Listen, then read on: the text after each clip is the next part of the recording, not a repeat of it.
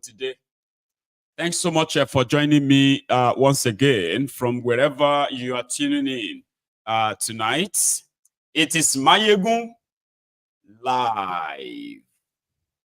And yes, happy Sunday or happy weekend to you, or happy new week to you, whichever one that works for you, right?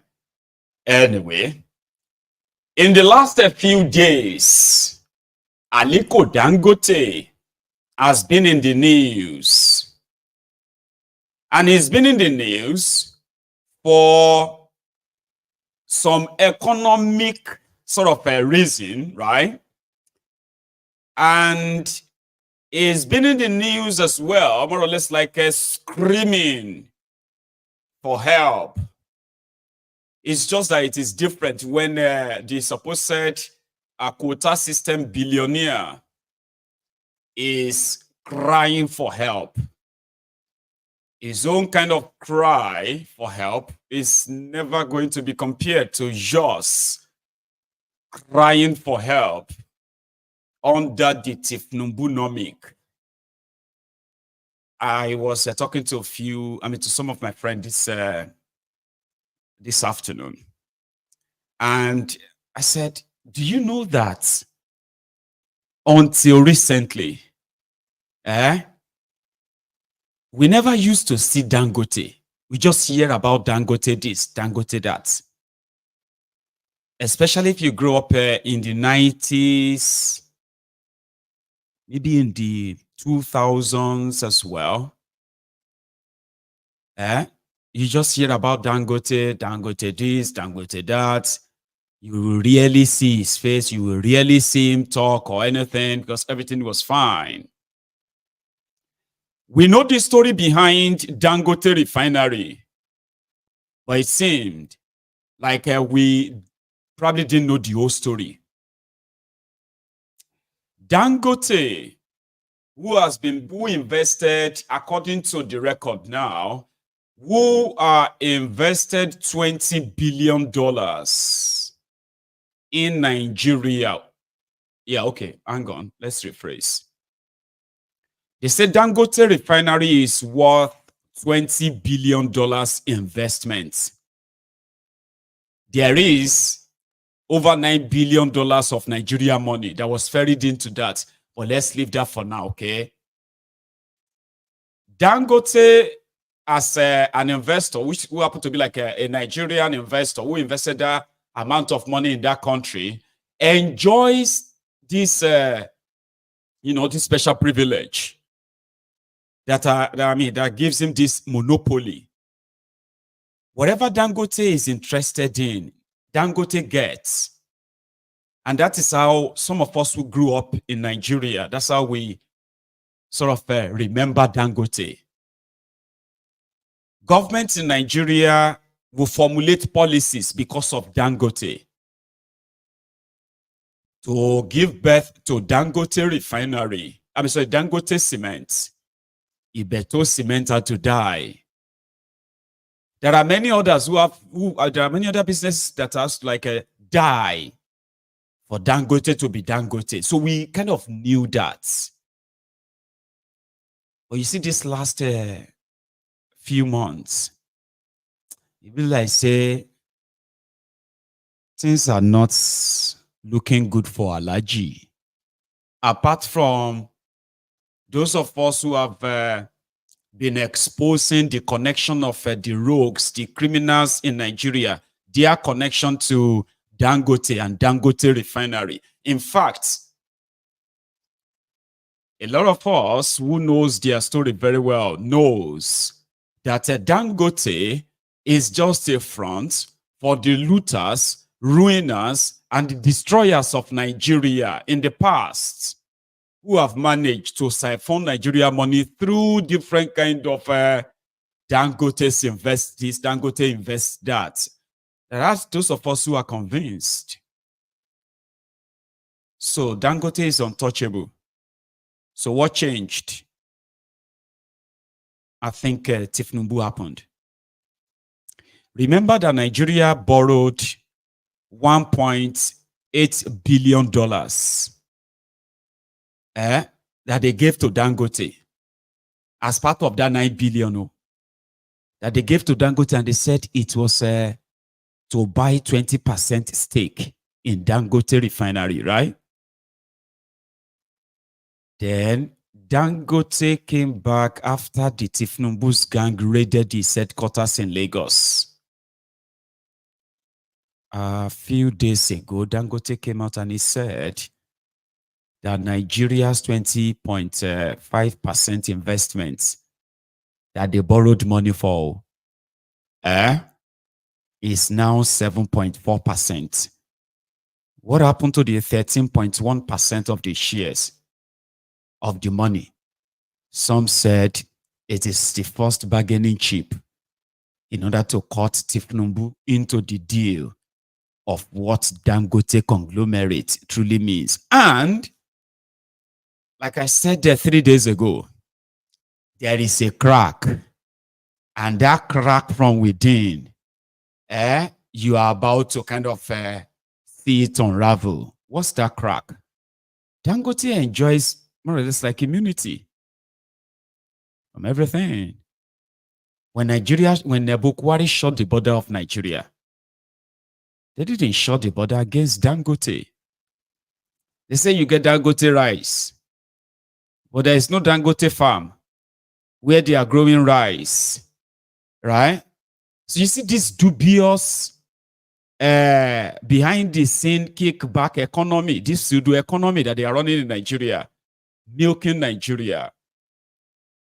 It seemed that Thiefnubu is not settling for less, and Alhaji is not going to, for the first time, facing what is called the backlash from the team of Thiefnubu, whose agenda right now is to get their own share from the past loot of Bukwari, get their own share wherever they are, and it be like, say, Alhaji, as it is now, is not going to have to keep quiet anymore. This is what happened. A regulatory body who was supposed to be the government agency regulating petroleum sector. Okay, so they said, he won't call Aliko Dangote. This your refinery is just 45% complete, right? And we can't give you any license. So a lot of people were shocked that so this guy no get license to sell his refined products after all of the lies they told you under Bukwari. Some people were shocked, like, how can you be building a refinery of 20 billion? You don't even get license. They said, no, license to build is different. When you finish building, now they have to test the product that is coming from what you have built, so that they can now say, okay, standard, go ahead. Regulatory agency then came out and said, Dangote that is complaining about no crude oil, about IOC, all of that are just nonsense. Let's be honest with you. It doesn't even have a refinery to refine that amount of crude oil, even if they give it to him. And Dangote was like, how could the government body say this about this huge investment? Like, Chibi, I told you 2 days ago, I said, the reason why you are seeing all of these reactions is because it is Dangote. Nobody they check him. They will tell you, Dangote. Yes, check him. Say, no, nobody they check Dangote. Or somebody is doing that. It's not doing it for you as Nigerians. So Dangote was wondering, how could the government that is looking for investor go and do these huge damages? 3 days ago, when that guy said Dangote Refinery is not ready, he was saying the truth. Okay? But he wasn't saying the whole truth. He further said that the product that Dangote is refining, when they check it, is substandard. That too, they believe that it shouldn't be said in public. Like you are an engineer who knows about crude oil, petroleum, blah, blah, blah, right? That you should know that it is with time, it will get better, blah, blah, blah. So a lot of people started now suspecting that, especially the northern area, that are already mad with Thiefnubu right now. So the northern area were like, it's Thiefnubu's work. Nobody they check Dangote. Nobody they question Dangote. Because of Dangote, that they change the economy policy in Nigeria. Because of Dangote, they move bills in the National Assembly because of his business and his interests. So why is this happening to him? Why is the government coming to tell us the truth? Why do they want us to actually know? Are they actually telling the truth? And so Dangote feel like, come on, we'll go scatter everything, Jerry. What is the point? If you could do this type of damages, we do not know what else you are planning. Dangote, where Thiefnubu appointed, when Dangote said Thiefnubu's policies will continue to kill businesses. I hope you remember that. Dangote said about 2 weeks ago, he said Thiefnubu's policies will kill businesses. He was talking about himself. Okay? He was talking about himself. That if Thiefnubu carry out the things he's about to carry out, it's going to affect him. It's going to affect his business. It's going to affect investors in Nigeria. And it's also going to affect any foreign investor, because who are the foreign investors going to probably talk to than those who are already there? So Dangote had to kind of push that narrative to see if Thiefnubu would mellow down. But people say they no mellow down.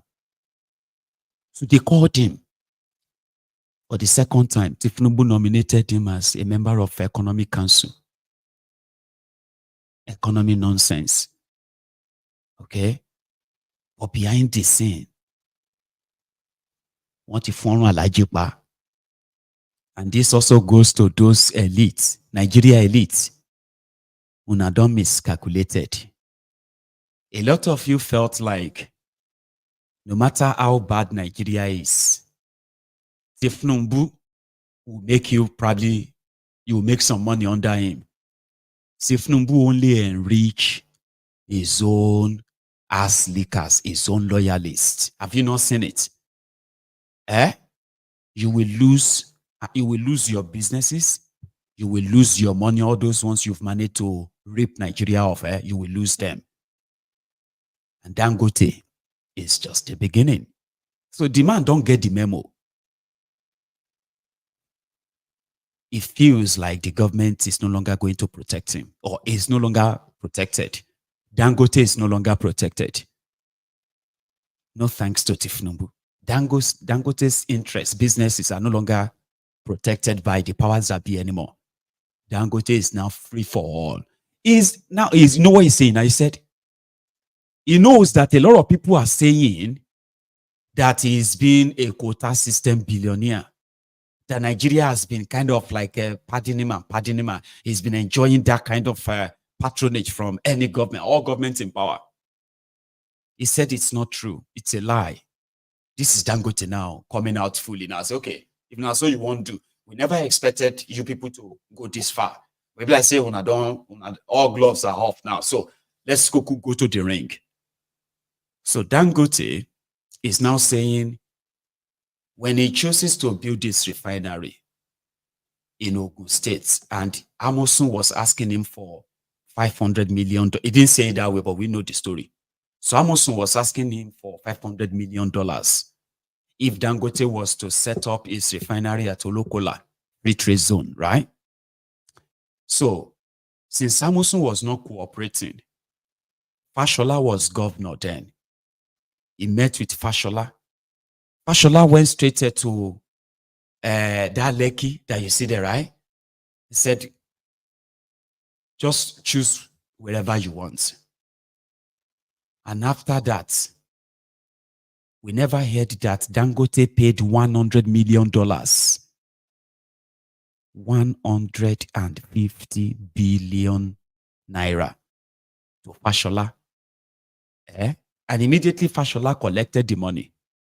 The owners of the land that Dangote built his refinery, the owners of the land, the villagers there, they chased them away. Fashola now went on and called all of the chiefs, some of them, and threatened them. If any of you try any nonsense, you don't collect money. So despite all of this, now the same Thiefnubu that Dangote once praised, that it was Thiefnubu's vision that brought the refinery to Lagos. It be like everything does scatter now. So Dangote is now asking that if una want destroy my business before we even enter markets, it is better we just tell Nigerians the truth then, everything that is going on. Can we just start testing all of the diesel, all the products that are being imported into Nigeria? Begin to test all of them in all filling stations and test the one that he is producing right now. So currently, Dangote Refinery that was supposed to that has the capacity of 650,000 barrels every day. So currently, it is at, according to it is at just 45% pre-commissioning, they call it. Okay, it simply means 45% of it is not ready, but the test on the two of the plants, which can refine at least 25,000 barrels of crude oil. Do you know the distance?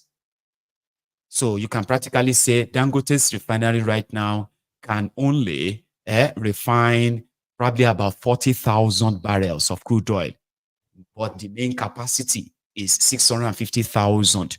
We'll be see they never built the one we go refine the 650,000, okay? But they have not completed it. Talk less of them test running it. And then, over time, the product is, some said the product that has come from, nobody has shown us one. Oh, you get that now? The diesel or the whatever petrol that comes out of that place, they are not refined by him. Do you understand? So they haven't really shown us the full tanker of Dangote petrol, Dangote diesel. But of course, they have samples. And those who are testing it, they say, now sulfur, the reason why, for example, diesel, the reason why diesel is not always it's not highly inflammable like petrol is because there's something inside it, the purity, including the sulfur inside it, it's a purity. So that machine must refine it until it is so pure that when they test it, it gets some certain amount of that sulfur they have to see to now say, this is good quality. So Dangote is saying that the quality of his own diesel from his plants is equal to the EV quality, the one we have in Europe. Clear. He's saying that the petrol and diesel they are importing to Nigeria all this while. This is Dangote. And I said, the petrol and diesel they've been importing to Nigeria, nobody go buy them for Europe. It's like saying they are just bringing you trash as products. That his own refinery would have been the best. So why would the regulatory body go and attack him that much, including attacking the product that come out of his... So it's now believed that it is coordinated. And if it is going to be the case, then maybe we should just enter market, all of us. So yesterday, the Speaker of House of Representatives, Abbas, was in Lagos at Dangote Refinery. Because as you are watching this now, man, I don't lie you. You know, Thiefnubu never say anything. As you are watching this, some of them in northern Nigeria, they believe that Thiefnubu has already started waging war against their elites, whether political or businessmen. You see that guy that is always the rival of Dangote, that Bua guy, the one that has his own cement, just doing almost the same thing like Dangote. The guy was building a refinery in Akwa Ibom. You don't abandon them. You know they do again. Do you understand? So Dangote is now saying the politicians in Nigeria, they are targeting him. Eh? Alaji. You're serious? He said they are targeting him. He said Nigeria, there are people who are richer than him, who have more money than him. They put their money in Dubai. They put all this stolen money everywhere. That this Nigeria, and he believed in Nigeria. He said he believed in Nigeria, and he has invested. He has shown that he believes in Nigeria. Alaji didn't complain. No. He said the politicians have looted. They should go and bring the money back. He was planning to build refinery, then invest in Nigerian steel, so the Nigerian at least can go back into manufacturing steel again. And now he said, no, I'm not doing it again. You get that? There's no longer insurance for Alaji. Thiefnubu is now showing him that you either give me half of your entire, you either give me the half of entire thing you have benefited, or I will watch you lose everything. And Alaji is like, if that is the case, let's do it. Don't let anybody use any political correctness to deceive you. There is a serious fire on the mountain. But here is Dangote talking to the team of legislators that came to he's been in the media now. If Galaxy Television see Dangote now, he go grant you interview. Every day now, he's like fighting for his life. From him yesterday. Well, whatever we do, we add value. We are not an assembly plant. When I say assembly, we are not packaging plant. If you look at all our operations as Dangote, we actually add value. We take local raw materials and turn them into products and we sell. So which means it's a circular economy which we are practicing. Everything, is here. Everything is in Nigeria. The farmers, the banks, or maybe the people in the mines, the banks, everything is about local. And it is the main reason why we were number 2 in flour milling, but we sold it because the wheat is being imported from abroad. So the more wheat we use, the more jobs we create out there. And that's why we cancel that. We remain only in sugar. Salt is not really a very big business. So that's what we have done. And now, what are we doing? What we are doing, like what our group vice president, Mr. Aliko, mentioned, is that we said that, yes, we are always the first mover. We always move first, then other people will follow. And we have never, ever, whether consciously or unconsciously, stopped anybody from doing the same business that we are doing.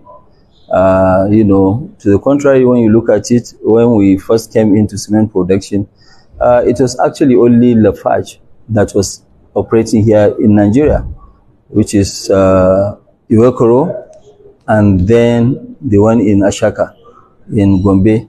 Nobody ever called Lafarge, monopoly. But we, Dangote, the first plant we set up was 5 million tons. That was the first one, against less than 2 million of local production.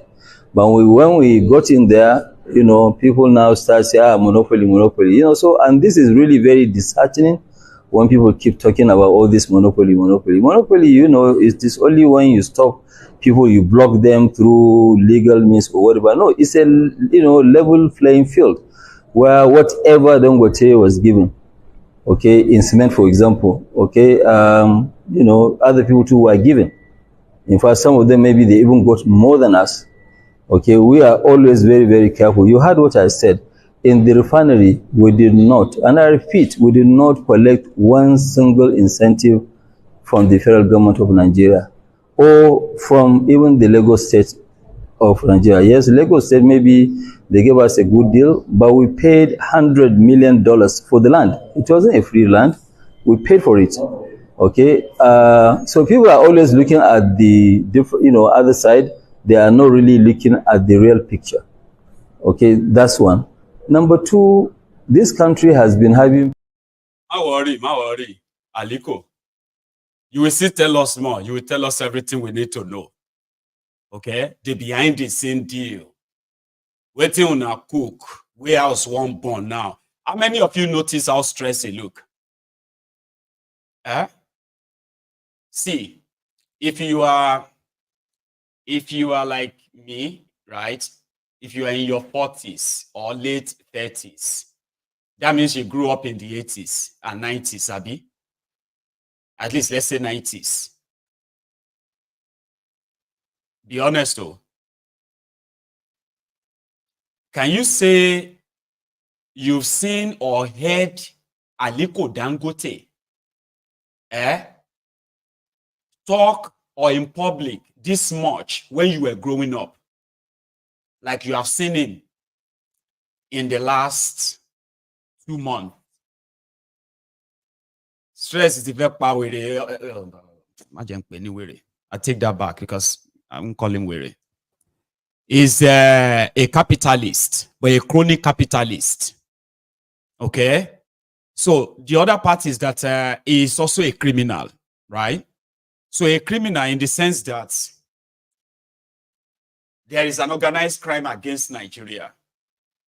Okay? And to those where he was lying there, to those who have had their businesses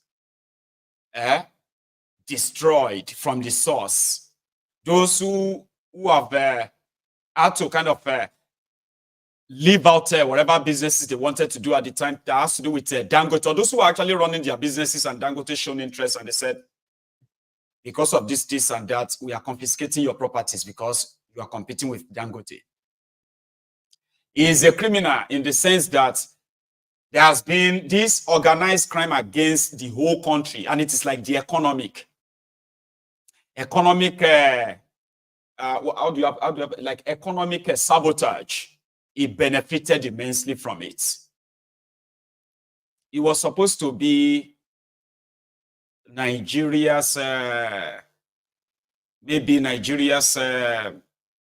Jeff Bezos or so, right? Of that Amazon, right? Where, okay, maybe that's the wrong one. Capitalist that way, right? But the point I'm trying to make here is this. Dangote would have been a private businessman like everyone else, enjoying the patronage of the government. For example, look at Elon Musk. Elon Musk, the richest man on earth, did not become the richest man because he was so brainy alone. American government had to give him almost interest-free loans in billions of dollars to back different innovative ideas that are adding more to the economy of the United States of America. And when you now see all this interest where Elon Musk has invested this American money and then paid them back, it was more or less like even bank can't give them such money. Dangote have access to billions of Nigerian dollars straight from the Central Bank of Nigeria. But there is no single product of a Dangote that reflects the Nigerianness. Nigeria is a poor country made poor by the people like Dangote and his political friends. They've stopped people. They've destroyed people's businesses for him. You can't deal in Dangote's business. He's saying that no, we didn't tell anybody. No, he didn't have to tell you not to do his business. Ask Ibeto. And ask the war that the likes of a Lafarge. Okay, and when you begin to actually look at the people behind the Lafarge as well, you will then ask them the war they fought before they could even probably still be there, if you still have them though. So the problem right now is that it's like Alaji is not only going to lose all those privileges. It's like the criminal politicians, the Thiefnubu and co. eh, they were going to actually do everything to help destroy those businesses too. His businesses, what his products, they have never really reflect the reality of Nigerians. The what do you call it? The welfare of his own workers. He was the guy who bragged that he is employing PhD or graduates as truck drivers, and he was going to pay them 50,000 naira. And he was happy to do that. Anyway, he's a businessman, you will say. And if he's taking his money from the public and he's denying it, so then we have business in his business. But again, he says something about not having any incentive from government. He's not talking about the loaded cash and loaded money and policy formulation for him. Those ones are not incentives to him. All right? Emefiole, that is in jail today. His relationship with Dangote and his businesses, including the Central Bank of Nigeria when Emefiole was there, those were not incentives to Dangote. Okay? But he mentioned Lagos states that gave them good deal. You, Lagosians, especially the Yorubas that Fashola met and warned them never to touch a piece of land that has been given to Dangote because Dangote was bringing investment to Lagos. And Lagos state government has given them the land. Do you know that Fashola never mentioned that Lagos state collected $100 million from Dangote? So for Alhaji to now come out and say Fashola collected money, they collected 100 million from me. But listen to this. Deputy Honorable Speaker, the leadership of the House, I want you to even at any time set up a committee that they will come with every representatives headed by your chosen honorable member to come and lead in taking samples from filling stations. Because I must tell you today that all the test certificates that people are busy, floating around, where are the labs? Even if they have the labs, I can tell you they are fake certificates. The real one that you now know that they are right is to take from the filling station and also to come and take also from our production line. Now you will be able to tell Nigerians that this is it. But the marketing of a company by a regulator that he's supposed to protect is very, very unfortunate. It's good that we didn't even know that you are going to ask us to stop by the road and pick up diesel. And, we didn't know what you wanted to do. And when we got here, I said, okay, fine, let them go and, take sample. And the chairman downstream of the House and the chairman midstream of the House went with our people to pick up a hot sample. They brought, you've tested, and you've seen where we are. So we want to clear that, yes, we produce the best diesel in Nigeria. And if the regulator wants, he can come 24 hours anytime. He has people here. Let him conduct this. And I would like to also the media to show our lab. And I want them to also show the lab of the regulator himself. He should show us which lab is he using. Yes, because, as a regulator, he's supposed to have a lab.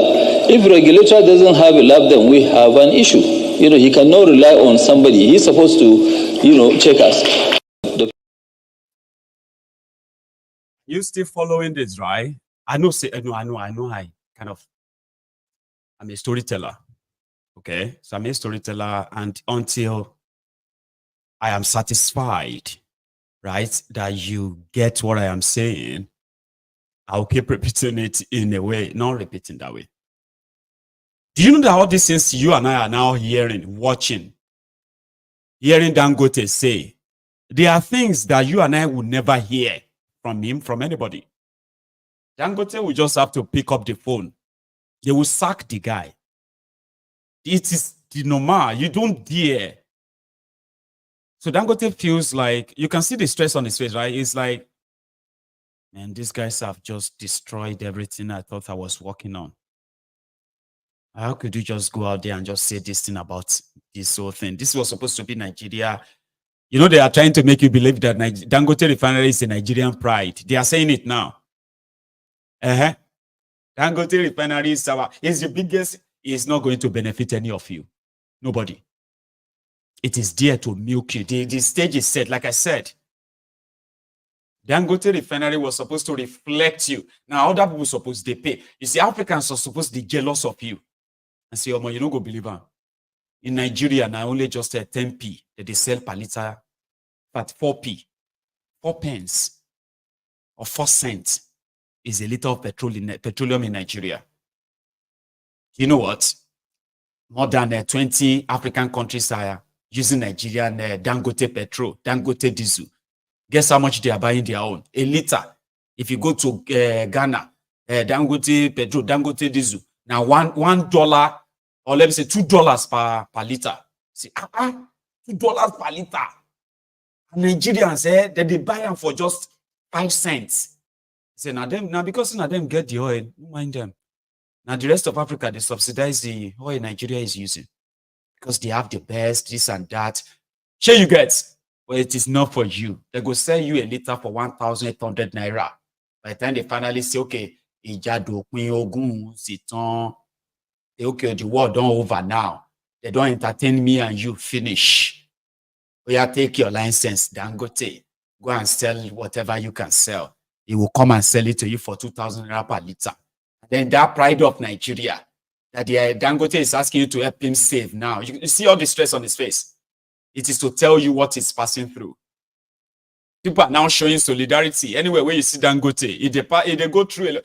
Currently, he's passing through a lot. When you see Dangote, you hug him. Just, it's the least you can do. There are so many other billionaires and businesses, bank owners, who are going to lose their businesses to Thiefnubu and their men. They are jackass. I want you to say Buhari. You don't understand. I want you see, they will institutionalize these aggressive takeovers. Some companies are leaving. People are not paying attention to the Lebanese companies who are coming to buy them for scrap. They are already in.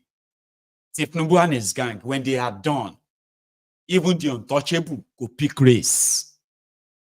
And that's for Dangote. When he gave Fashola $100 million, Fashola enter car. Loba depe. I mean, so Loba di Lekki. Fashola enter Lekki, call the ballers, everybody, come they want them. You know, give them shishio. Mo sọ fún yín pé a fẹ́ wá kọ́ refinery fún yín bí. Ṣé ẹ rántí àbẹ́ ẹ rántí? Mo dẹ̀ ní ṣé ẹ fẹ́ mọ́ ká máa gbé lọ. Kí lẹ sọ ń gbà yẹn? Ṣé yìí fẹ́ tẹ bá fẹ́ nawọ́ yín sókè? Àwọn tí ò yé ṣe ti gbọ́ mi sì ṣọ́ ti yé yín. Ṣé mo pa lè gbé kinní lọ sí Badagry ṣá? Badagry gangan lè pọ̀ wá.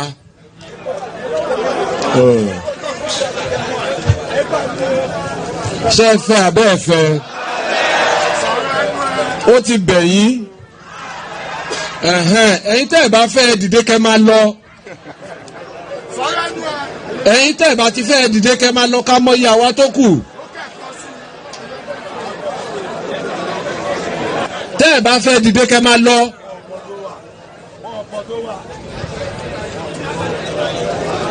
Now, kò sí nǹkan kan tó kù mọ́ ju pé láti wá sọ fún yín sí pé fúnrara mi èmi mo wá fà lé yín lọ́wọ́. Mo fà lé ẹ̀yin ọba lọ́wọ́. Mo fà lé ẹ̀yin ìjòyè lọ́wọ́. Mo fà lé ẹ̀yin ọmọdé lọ́wọ́, mo dẹ̀ fà lé ẹ̀yin àgbàlagbà lọ́wọ́. Ó dọwọ́ yín o. Irọ́ o. Ẹ má gbé yẹn wá. Ó di ọwọ́ yín. Okay.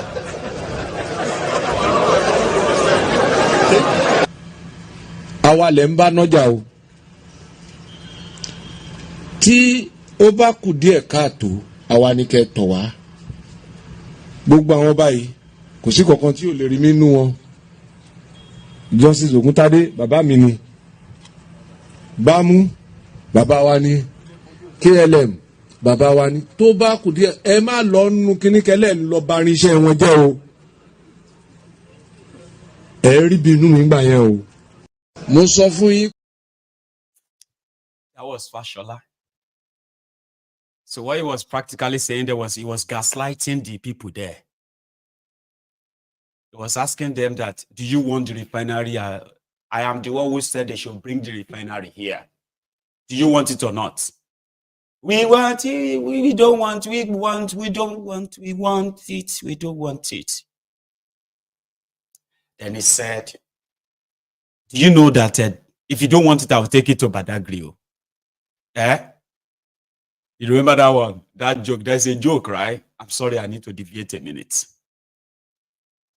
There's a joke where a mother, a a nursing mother, right, with her son, and she was like, they were in the, in a downfall, and every small thing it would be like, Junior, take puff, take puff.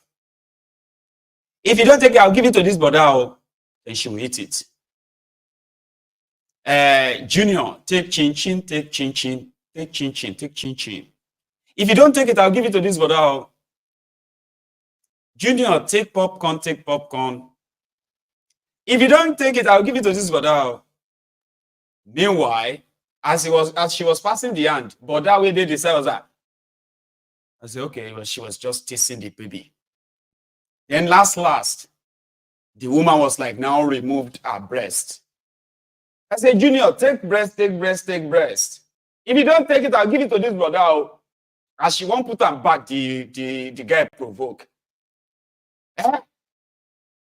Take puff, take puff. You give it to this brother. Did you give me? Did I fight? No. Take chin, take chin. You give it to this brother. Did you give me? Did I get angry? No. Take popcorn. You give it to this brother. Did you give me? Madam, say, did I fight you? How dare you? Say take breast, and you give it to this brother. What do you think you are doing? That you put it back without giving it to this brother? Sorry, it wasn't meant to be funny. That's exactly the game that Fashola was playing with those people there. They collected $100 million from Dangote. They told Dangote to compensate those people. Dangote gave them money to compensate them. Not from that $100 million. Oh. Fashola can't go, the money Dangote gave to them to give up their lands is not enough. It was creating problem at the time. And Fashola was governor. It's Aliko, Barack Obama. He went straight to them to gaslight them. Do you want refinery or you don't want it? I'll give it to Badagry. Oh. Do you want hospital or you don't want? I'll give it to Ekpe. Oh. Ekpe is like, but there is no hospital for them. There is nothing. It's just to tease them.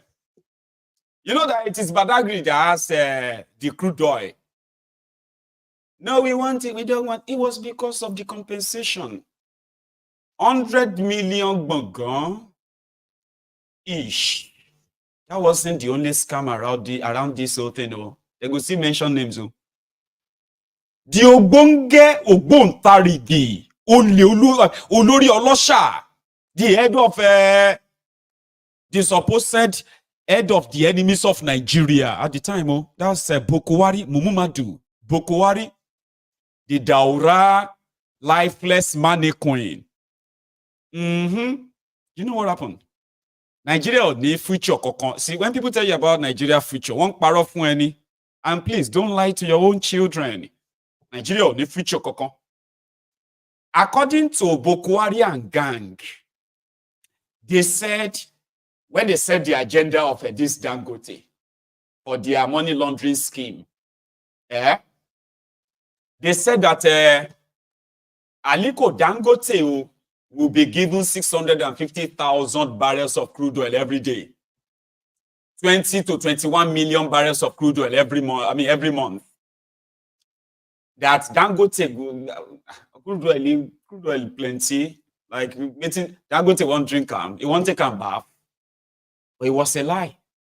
While they were telling Nigerians that Dangote will be having access to the crude oil or so and so, right? Dangote too, person wey get refinery, we no get oil rig. Ediriru eri, quota system billionaire. Then promise am. Say people wey carry their own pumping machine, come drill for crude oil. Where they pay Nigeria 40% royalty every month. With the oil, crude oil allocation, we say, you want us to now divert that to your new quota system billionaire refinery? How?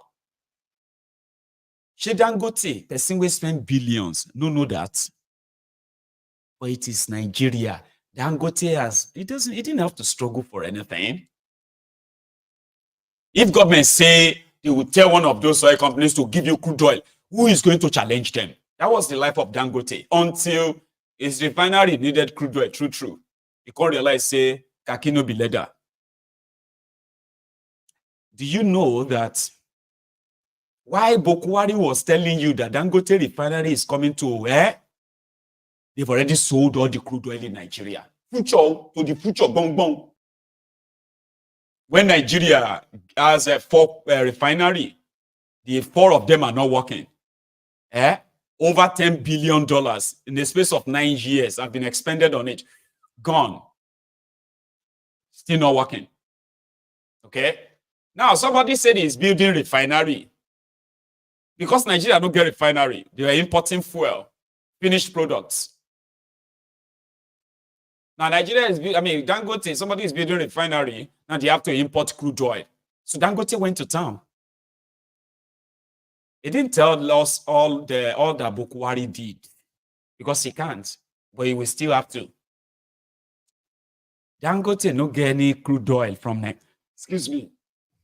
They gave Dangote, they said they have given Dangote at least 2 oil blocks. Under Bokwari, they signed 2 oil blocks to Dangote. Ogbeni, Laura pumping machine come pump crude oil from right. If this people don't go sell you crude oil. So for Dangote to now invest in drilling, when his refinery is even yet to complete, Baba won't kind of use, maybe half is working. Once he begins to sell the oil, they can use some of the money, invest it in drilling. Dangote no one invest in any drilling. In fact, last year he said, if he knew what he now knows about refinery business, he would never have ventured into it. Now they say, okay, Ogbeni, nobody go drill for you. You go need to drill by yourself. Dangote doesn't want to drill. They said he's paid back this debt or that. No, he hasn't. He is in debt. His fortune is dwindling. Politicians are now playing with his business. And some of you said he looks stressed. Who no go look stressed? So it's screaming out here to see maybe if he probably does that, right? The government will change, Thiefnubu will change his mind. And they can help him. Maybe like say Thiefnubu no want help him at all. Right? Because even if we complete the refinery in 2028, the problem now is that how is he going to get the supply of crude oil?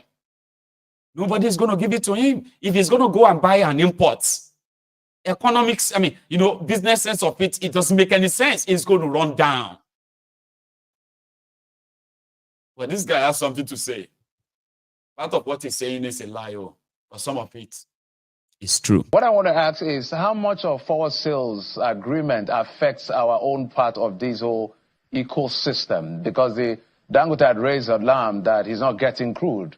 And people are saying, well, the federal government has a responsibility to provide you that crude because of the JV agreement. He had to go and buy WTI, even if it's cheaper, the logistics involved and all of that. So I want you to speak of how much is impacting the entire ecosystem in terms of our production ability, because we also understand that the government is also falling short in terms of funding for the production process itself, which affects the output. Also, government has always been falling short, in the last probably 20 years. So that's probably not news. So when you want to, when you look at Nigeria as at today, we do about 1.25 million barrels per day When you check the JV agreements or the production sharing quota, once the IOCs take their part, maybe we'll probably end with like half of that, like $750,000 per day. You will recall that the previous government had made forward sales on the crude oil, which means that some of the loans that was taken, particularly even the loans that was used for the elections, were based on the crude that we are yet to produce. So there's a significant amount of that goes into servicing those debts. There has also been one or two loans by this government, I think the one with IMF, which takes about 18% of our crude sales. So at the end of the day, you come up with about 200,000 barrels, which is what we use for our activities today. It is from there that our forex earnings come from, and it is part of the reason why we are not able to have enough forex for the naira. It should be understood that when you have a refinery like the capacity, like the one that Dangote has, it is also his own responsibility to ensure that his supply chain is sustained. So in other words, he has to look at options. If for any reason the NNPC that was relying on failed, then where is he going to get his supply from? And that is why he has to go abroad. There is nothing, absolutely nothing, that anyone can really do apart from breaking contracts to satisfy him. We have significantly low amount of crude, which is, by the way, responsible for 75% of our forex. And that cannot just be diverted to one person. That is the reality on the ground. People may not say it because of the implications, but it is the fact that for them to change that, people are likely to take Nigeria to court. There will be issues of credibility in the international market, because some of all those contracts, they are 20-year-old contracts, they are 30-year-old contracts, they are contracts of 15 years, which we have been doing, and we must do for us to have credibility in the market. So one of the things as an option way forward for the Dangote refinery is for him to also drill his own field. In other words, he should, because of his strategic importance, be given an oil field. That oil field he should drill and then pump the crude for himself. Wow, that's a big one. So, I don't know. So you're saying literally that Dangote should literally swim with the sharks. So welcome to competition. Is that what you're saying? Well, that's the reality. You know, sometimes truth is not easy, but truth is what it is. I mean, I think it was Martin Luther King Jr. that said that you can squash the truth on the floor and stamp on it, but surely it will rise up again. The fact of the matter is that as at today, Nigeria cannot afford to give him the amount of crude that he wants. It is not about activism. It is about basic, fundamental economics and operational reality. Okay, maybe with this information for those, everyone involved, and especially for Nigeria, for a proper frame of reference, maybe we'll just have to brace up for what we're facing at the end of the day, because this is more like energy security optimism has to be cautious, given the scenario you just painted. I must thank you, Mr. Alabode Showumi, energy expert, for bringing perspective to this conversation. Thank you, sir. He don't cast, last, everybody go chop breakfast. He don't cast, last, everybody go chop breakfast. Oh, Bugwala ma jẹ breakfast. Àsìkò tó ní kálukú máa jẹ tiẹ̀ ọ̀tọ̀ọ̀tọ̀ ni. Súnmọ́ bìlà. Oh, gbogbo wa la máa jẹ breakfast. Àsìkò tó ní kálukú máa jẹ tiẹ̀ ọ̀tọ̀ọ̀tọ̀ ni. Súnmọ́ bìlà. Súnmọ́ bìlà. Gbogbo wa la máa jẹ breakfast. You cannot save Dangote. Okay? The elite would have to either destroy themselves at this point or join you. I mean, you go see them now. They don't talk. Somebody and send Alaji own yellow beret, abi na red beret. Aluta, Continua, Victoria, Asata. Alaji self go sing soli lowo yi. Welcome to competition. Dangote is stressed because he will now need to compete like everyone else. And you can never compete, you can't compete with the rigged system. Dangote knows how Nigerian system is rigged. The party is over. In northern Nigeria, they are now taking it personal. They said Thiefnubu want to destroy Aliko, all because he wants to own the world. Really? I thought all of you wanted them to come and recreate what they created in Lagos. People that told us that we were going to cry for 8 years. Under 1 year, oh Baba, everybody got a call for protest. Oh. And that's what we're going to go to next.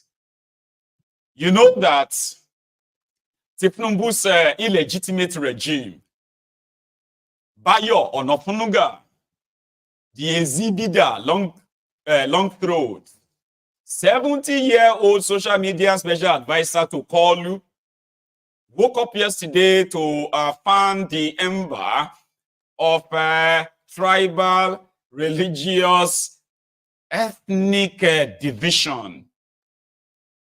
But may I not lie you, everybody, may I not lie you. As you are watching this video, Thiefnubu's rice, they've arrived in the north and they've started sharing the rice. And the message they are now sending to Thiefnubu is that they'll go chop the rice, gain energy, and kick out and end bad governance. They said they tried to say Peter Obi they organized protest. Oh man, I don't lie you, right? My things are really changing. Man, I don't lie you. The way they have displayed their disgust for Thiefnubu and the APC, Egbekegbe so far in northern Nigeria, all over Nigeria right now. Well, I don't know anybody will go rescue or save Thiefnubu from this, except what you call the divine intervention. Could any happen? For nearly divine intervention in Jesus' name. Amen. They said they will eat his rice, and they will see the streets. Their clerics, those clerics who told them not to protest and the rest of them, they've been shut down. There is actually like increase in number of them asking that they can't wait. Now you see, this guy is not a cleric. This is him sending a message to the northerners of what Thiefnubu is doing by trying to attach Peter Obi to this your protest, attach Igbos to this nationwide hunger protest or so, right? End bad governance in Nigeria, days of rage, right? So APC, Egbekegbe have been trying, they have been avoiding the north. They are now foolishly sending the message to the north that it is the Igbos organizing protests. But guess what? They are telling them that even if na Calabari they organize the protest, they will still. They say, but it's doing its best, it's giving you food. They say, no, we don't want your food. And if you force it, if you give that food, right, we will chop them and we will still kind of come for all of you. And this guy is using his time to tell all of them that this protest not be about Obi or about Igbo, about anybody. It's about yourself. If you think you are okay, don't join them. But if you know, say the shege day around you too, right? Stay at home, okay? And maybe just, you know what I mean? Stay at home and ignore this. And die quietly there. It is in Hausa. I have been told the minute, so I believe them. Listen. أعوذ بالله من الشيطان الرجيم بسم الله الرحمن الرحيم. Wannan fitowa na taken babu ruwan Peter Obi da magoya bayansa akan zanga-zanga. Kakakin Bola Ahmed Tinubu wato Onanuga ya shaida ma 'yan Najeriya ta hanyar kafofin watsa labarai da yawa cewa wai idan an samu wata tarzoma ko an samu wani tashin hankali ko an samu wani abu da ke da sosarai a lokacin da za a gudanar da zanga-zanga yiwuwa a Najeriya, to wai sun ce Obi ne da magoya bayansa dama ke shirya wannan abun. Wannan abun ya zo kamar al'amari na wasan kwaikwayo. shi fa wanda ya ikirari sai ya kawo hujja ba kawai ka kai ikirari ba hujja kai tsammanin mutane yare ne an wuce wannan matsayin muna jira gwamnatin tarayya ta kawo hujjoji kwarara waɗanda za a iya bincika a tabbatar cewa lalle obi da mutanen shi su ne ke shirya wannan zanga-zanga in ba haka ba kawai dundumi ne aka samu na mutum ya rasa makaman mulki yana neman wanda zai ce yana neman wanda zai yi blaming ba obi bane ba yasa kuka firgici ba obi bane ba yasa kuka rude akan mulki ba obi bane ba yasa kuke rancen kuɗi gabas da yamma kudu da arewa dare da rasa da murice ba obi bane ba ya kare tattalin arzikin ƙasa ba obi bane ba yasa kuka firgice kuka rude kuka dugunzuma babu ruwan obi dama wanda duk ya jawo ruwa shine ruwa ke duka kada a ɓoye ta bayan wannan zargin a ci mutuncin mabiya obi ko a ci mutuncin obi idan zanga-zanga ta nasara zanga-zanga ta lumana ta neman haƙƙi ta ankarar da shugabanni an ganta a tarihi musamman a tarihin Najeriya an ganta a tarihin rayuwa ta Bola Tinubu an ganta a tarihin rayuwar Buhari da makarrabansa an ganta a rayuwar mutane da yawa malaman addini mun ga sun yi zanga-zanga addinin musulunci da addinin Kirista a da kila a lokacin nan ayoyi ba su bayyana masu ba yanzu kuma suna cewa wasu da suna cewa ka ayi kila sun samu sabon wahayi wanda mun san duk wanda ya ce amma wahayi ƙarya yake yi saboda haka babu ruwan obi ba ruwan magoya bayan obi in kana da maciji a gidanka a ƙurya ɗaki a ƙarƙashin filo kai ne ka kai shi. Each time we discuss the lack of food and the challenges of terrorism, you will talk about Lake Chad. Okay, let me assure you, if I am elected the president, I will recharge Lake Chad.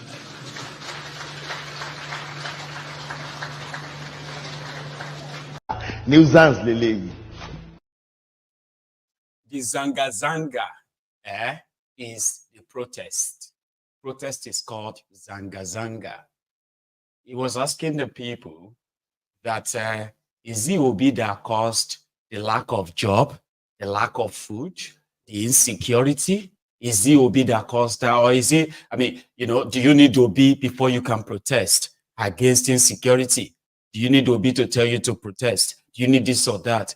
That Thiefnubu and Ononuga, they are trying to use a tribe to deceive the people so that the people won't come out and stand up. Damaturu today. Damaturu. Now I'm going to need a sec, right? We are over 2,000 of us on YouTube right now, which is great, right? Thank you to those of you who got the notification and you showed up. Now, if 2,000 people are currently in the Temple YouTube branch, and we have over 200 of us on Facebook as well, right? I mean, if the 2,000 of us just take a moment, leave the comment section and go under the video and just like it, right? That can take the video to over 1,000 likes within just 5 minutes. And you know what? It is going to alert others that something is happening here. Please do that if you haven't already. Okay? Damaturu. Damaturu is in Yobe State. If I say they can't wait for the 29th of July or 1st of August.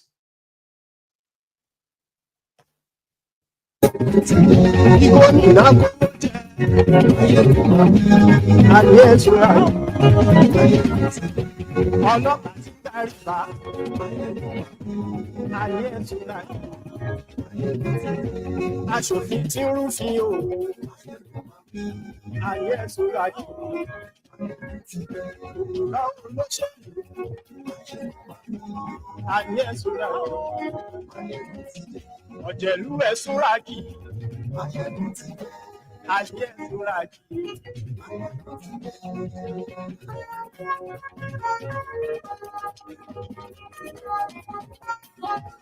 Maiyegun ti pé gbogbo ọ̀jẹ̀lú ẹ̀ túnra kí.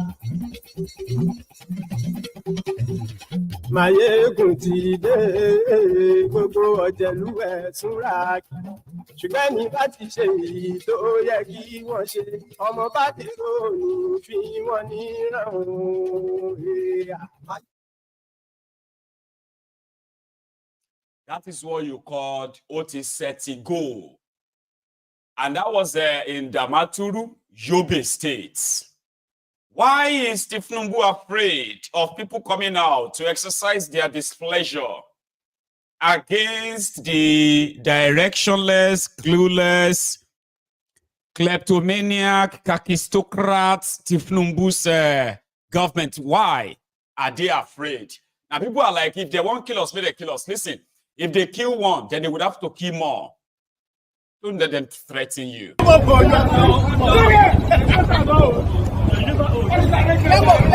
They take her like that. So who did it? To give them morale. That's nice. But 2 weeks ago, he get another state where we say terrorist attack. When they attack this state, we don't see this kind of security where they feel like this. Where the government don't put on board. But in this peaceful protest now, on a don't carry security, everything, we Gaslight, everything, full for the full country for peaceful protest. But for terrorist protest, for terrorist attack, on a not put this kind of security people everywhere. So the government had a fear peaceful protest past terrorist attack for this country now. As on a demand everywhere, say on all these security agents, not forget on I get family people everywhere. Because nobody go shoot anybody family goes scot free this time. This will not be SARS. When I go touch people family first. That God say we don't know this House of Assembly senator where they come outside they talk to me security. We don't get their video done. Make anybody go touch anybody relate to me first. What I want to try no good there. Where the work where they fear for this country make Kukuma start. See the guys security want to pack for peaceful protest. But for the terrorist attack and the kidnap people family, we go get government for country. They will kidnap person family. You know, concern government. Government no go pull hand. Government no go rescue.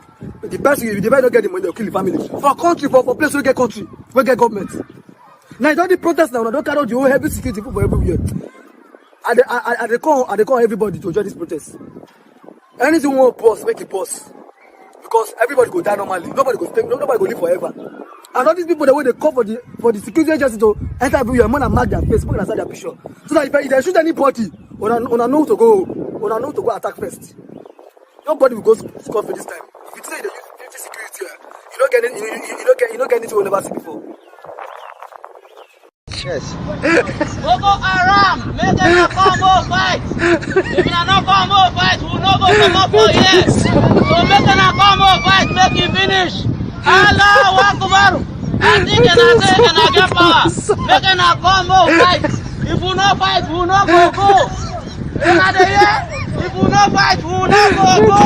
Allahu Akbar. Anarchy loans. I'm talking about protests. The coming protests. Thiefnubu's rise are already being shared in northern Nigeria. Because according to Aliko, Thiefnubu doesn't believe that Nigerians are starving or hungry or angry. So to Thiefnubu and his people, all of these are just from the opposition, people who don't like Thiefnubu. Remember this guy. Now, sorry, you see that image on your screen. These are the two arrested. They've arrested these two guys in Kano, the DSS, for promoting the end bad governance in Nigeria protests. But Ndume won them. I sent the message out to them. Are you aware that people are very angry out there? Are you doing something about it? And the response is that, yes, we are aware it's the work of opposition. I say we are finished. Because no opposition would want to bring down the roof of the country on itself.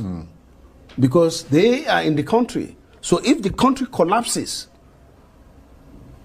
is it only going to collapse on the ruling or the governing party? No. So when people in power start responding like that, then I'm worried. I'm worried for this president. I'm worried for myself. Wow. There's problem out there. A bag of rice is now selling for 100,000. A bag of maize is selling for 100,000. My wife was telling me that a basket of tomato is about 100,000 too. Onions. Every food is going up, the price. Inflation is 40%. The value of our naira is going down.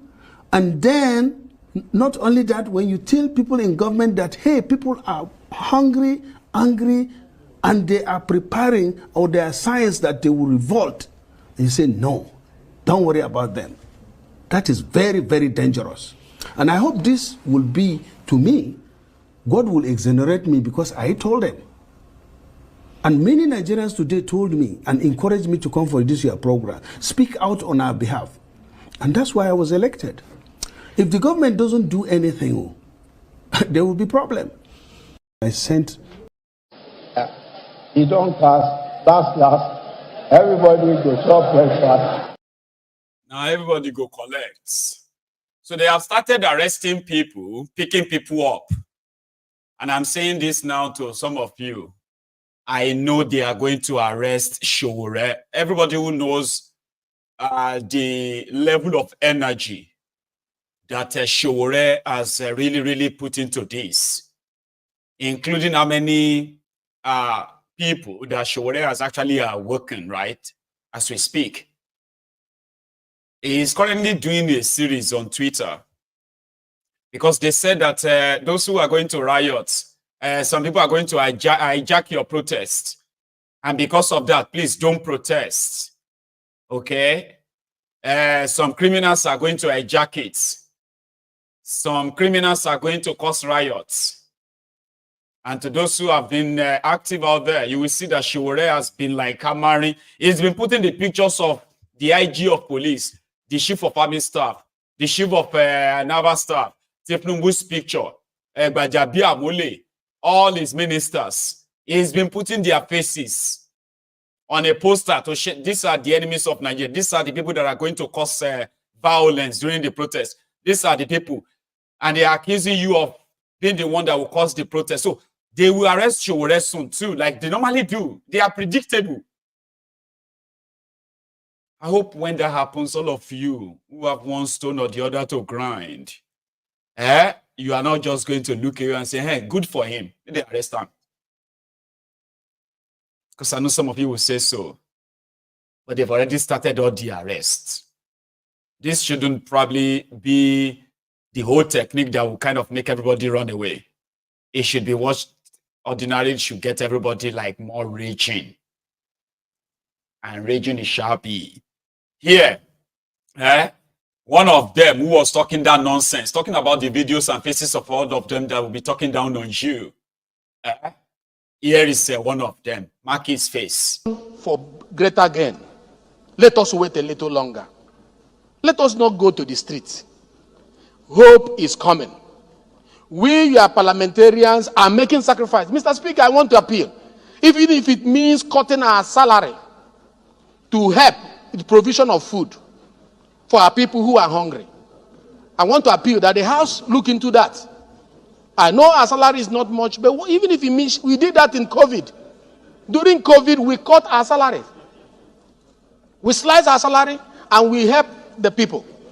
This is a time that is calling for sacrifice. And I'm sure these people here are willing to make sacrifices for our people. Let them consider our appeal. Mr. Speaker, a gentleman here called me this morning, a member of the parliament. He said, we are young parliamentarians. We want to go to appeal to Nigerians, even if it means kneeling down, asking them to be a little patient. And this parliamentarian is not from APC. This parliamentarian is from opposition party. He said, I'm young, like those who are agitating. I am on social media, like those who are agitating. But I know the effort we are making here to make the nation great. If it means kneeling down to them, we will kneel. The parliament is calling on Nigerians. Please, bear with the government a little longer so that these policies will begin to see the light of the day. Thank you as I appeal to this house to in one voice support and be willing, if the leadership calls, for us to make sacrifices with our salary. Just a little pain for us to be able to provide food for our people. Thank you very much. Mark his face. It is a total mockery, but that's what they do all the time, isn't it? It is. Thiefnubu's rice landed in these states, and this is how it went. Towards the end of this video, you will see some of the beneficiaries of this Thiefnubu's rice. Then from there, we are going to go to Akure. They also received Thiefnubu's rice. Here, first. This initiative of palliative distribution by federal government is helping to alleviate hunger and provide support to those severely impacted by the insurgency and other vulnerable people in Borno State. The federal government has recently provided 20 truckloads of rice across all states of the federation, aimed at alleviating hunger caused by economic hardship. The number of the vulnerable is on a high because of the insecurity and the crisis that we've had for almost 14 years. And the state government also supported 16,000 women with wrappers and 10,000 naira cash. None of our distribution is not being supervised by His Excellency the Executive Governor. When we go for this distribution, this is the total quantity of the items that to be distributed, and so in that, so certain percentage or ratio will go to certain population. In next few days, we are getting the state consignment under Professor Babagana Umar Zulum and commence immediate distribution. Meanwhile, Borno State government is committed to providing supplementary palliatives to booster the impact of federal government assistance and address any gap in Maiduguri. Paul Nkujevana, NTA News. This initiative of palliative distribution by... if you are from southern Nigeria, we used to see that on TV, where government is sharing food to poor people in northern Nigeria on NTA. They don't share them for the southern Nigeria too. Yeah, they've weaponized that too. But they were not giving them bags in Yoruba land.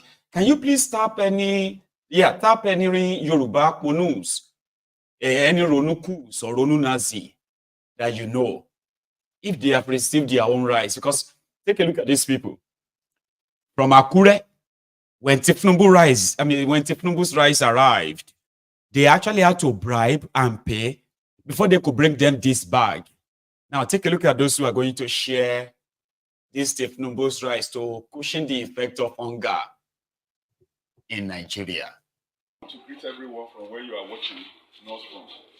I'm Jobiola Luaritimi, the chairman Nigeria Association of Refrigeration and Air Conditioning Practitioners. A few days ago, I was called upon that the state government or federal government or whatever, I don't know which one I can call it, that they are distributing palliative. I should come and receive for my members. I was speechless when I got there. Come and see what I saw. Please remove this thing. Somebody should have it. Can you see by yourself? Can you see this is maize? This is maize. Can you see it? Can the whole world see it? And this is rice. Look at the rice as well. And I want to tell you that we even paid for this. They collected money to convey this. And this quality you are seeing here is for a member that is almost about 300 practitioners under me in Akure South and Akure North. And I don't know how I will go about this, giving it to them. I just want to appeal to the state government and even the federal government. They should please leave us alone. We don't want all this issue of food palliative to be distributed again. This is cruel. This is purely inhuman. This is wickedness. They should please leave us alone. And I know by the special grace of God, very soon, the Lord is going to take us out from all this suffering. Amen. And that is it. Ohun tí mo sọ fún àwọn èèyàn mi ni pé ẹ jọ̀ọ́ lẹ́nu ọjọ́ mẹ́ta ìná pè mí wọ́n sọ fún mi wípé ká wá gba palliative ká gbóúnjẹ fún àwọn èèyàn wa ṣùgbọ́n ewu tá a rí bẹ̀ ni mo ti ṣó yín yẹn kí ìjọba kan jọ kan fi wá sílẹ̀. Náà ìwọ̀nba nǹkan tẹ́ ẹ̀ ń rí bíbá yìí òun ni a fẹ́ pín fún almost about 300 people tó yẹ pé wà ní under mi ebi ò lè pa wá kú kí ìjọba fi wá sílẹ̀ either the state government or the federal government kan fi wá sílẹ̀ mo bẹ̀ wọ́n Ondo state láti ń sọ̀rọ̀ yìí mo bẹ̀ wọ́n kan fi wá sílẹ̀ so that lágbára Ọlọ́run gbò bá yá Ọlọ́run á yọ wá kúrò ní òfin tá a wà á yọ wá kúrò ní wàhálà tó wà ẹ̀yin èèyàn mi àbí ẹ fẹ́ jẹ́ ẹ ṣe pọ̀. ewúrẹ́ bá jẹ́ àkú adìyẹ gan jẹ́ àkú. Thank you very much. No more peaceful protest again now because peaceful protest no dey work. Yes, peaceful protest e no dey work. More turn out to one normal more enter so scatter everywhere. More shook wetin no good. More no. Did you see that? And somebody wanted to keep shouting Yoruba Ponu as a Ronuku. We will defend Yoruba land. We will say and they are gaslighting you to go and attack the Igbos, go and attack Obi, go and attack anybody attackable. Why they send you the food that they cannot even feed to the dogs? So that guy is just telling everybody that they should leave them alone. They should stop sending them all this nonsense. They don't want their food. They don't want their rights. They don't want anything anymore. They know that very soon they will be out of this hellhole. Yeah, I asked people, I said, how is it? Now, if you are watching me from Nigeria, I'm asking you now, if you are watching this broadcast from Nigeria, tell me, are people talking about this protest for real in your streets? And what are they saying? Be honest, though. Nobody go beat you. I'm not asking you, now you will see a lot of them hiding, trying to see and say, what are people saying? Are they planning? Are they this or that? Some of you are planning to go and defend Thiefnubu by going against protesting. Eloterisi. You tell me, what are they saying about it there? People told me today that Omo, be like say no Jupiter. Because Jupiter to lay here. Because ye kini kokon to lay here. No ye kini can hear this. What do you call it? No abort. There is no abort that can abort this. You know, abort is a name. Abort is removed. You know? So I have one quick sec to ask you once again, especially the members of this temple, as usual. To those who remember that we have been raising some money in the last few days. Today is day 3. I have 5 days to raise 2,000 pounds sterling, right, in order to offset the construction and the completion of the Yoruba Union's portal, the website that is due in the next couple of days. So in the last 2 days, today is day 3. In the last 2 days, right, I have successfully raised at least over 900 pounds. So I am still short of 1,100. Okay, it is voluntary totally, right? So to all my donors, you know, those who did theirs last night, I want to say a big thank you. Now we are here. I'm asking you that if you by any means are willing to support me, I have a link in the comment section there. I have a link in the description as well. This is for those of you who actually knows Yoruba. This is not for me. It's going to be for those of you who knows the Yoruba Union very well and what we do. I need your support to clock that. Thank you. I'll remind you, and I will raise some of the money later tonight, okay? But just so you know, the link is there to support the Yoruba Union. But here is Sadiev, Barrister DF, Billy Farutimi, summarizing the state of Nigeria to those who remain inside, to those who have jackpot. He said, no, they didn't jackpot, they escaped from the hellhole. Dele Farotimi has this to say: if you need anybody to tell you to stand up against this criminal before you do, then maybe you probably don't even need any help. DF. Nigeria appears to have become a killing field for ideas, for ingenuity. The average person who should be thinking of starting industries are thinking that their monies are better invested in running away from the country. That is the level of weaponized poverty that has been unleashed. People are not migrating, they are escaping because the system has deliberately weaponized poverty against those living in the environment. Federalism has been completely asphyxiated. Everything centralized. But what does this have to do with everything? Why do I feel a need to speak to a second part of this sermon? Why today's sermon? I'll tell you. When Bola Ahmed Tinubu perfected his electoral heist, and the Supreme Court, nay, the entire judiciary, barring few men of honor, men and women of honor, sold their consciences to legitimize a fraud.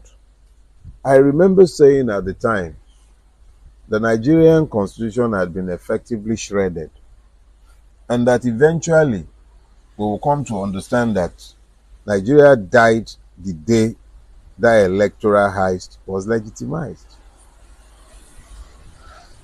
As if to confirm outright and prescient those words have come to prove to be. The Supreme Court delivered a ruling or a judgment in recent days, and a lot of people are busy jumping up and down the place celebrating what they are calling local government autonomy. And I laugh. I laugh because I realized that Fela was completely right when he said something in his time, it will take 20 years to understand him. When one is dealing with the people who have been focused on existential consideration, whose preoccupation is essentially about what they are going to eat, how they will survive, it becomes difficult to engage their imagination in envisioning the future that is being designed for them with avarice. Why do I say this?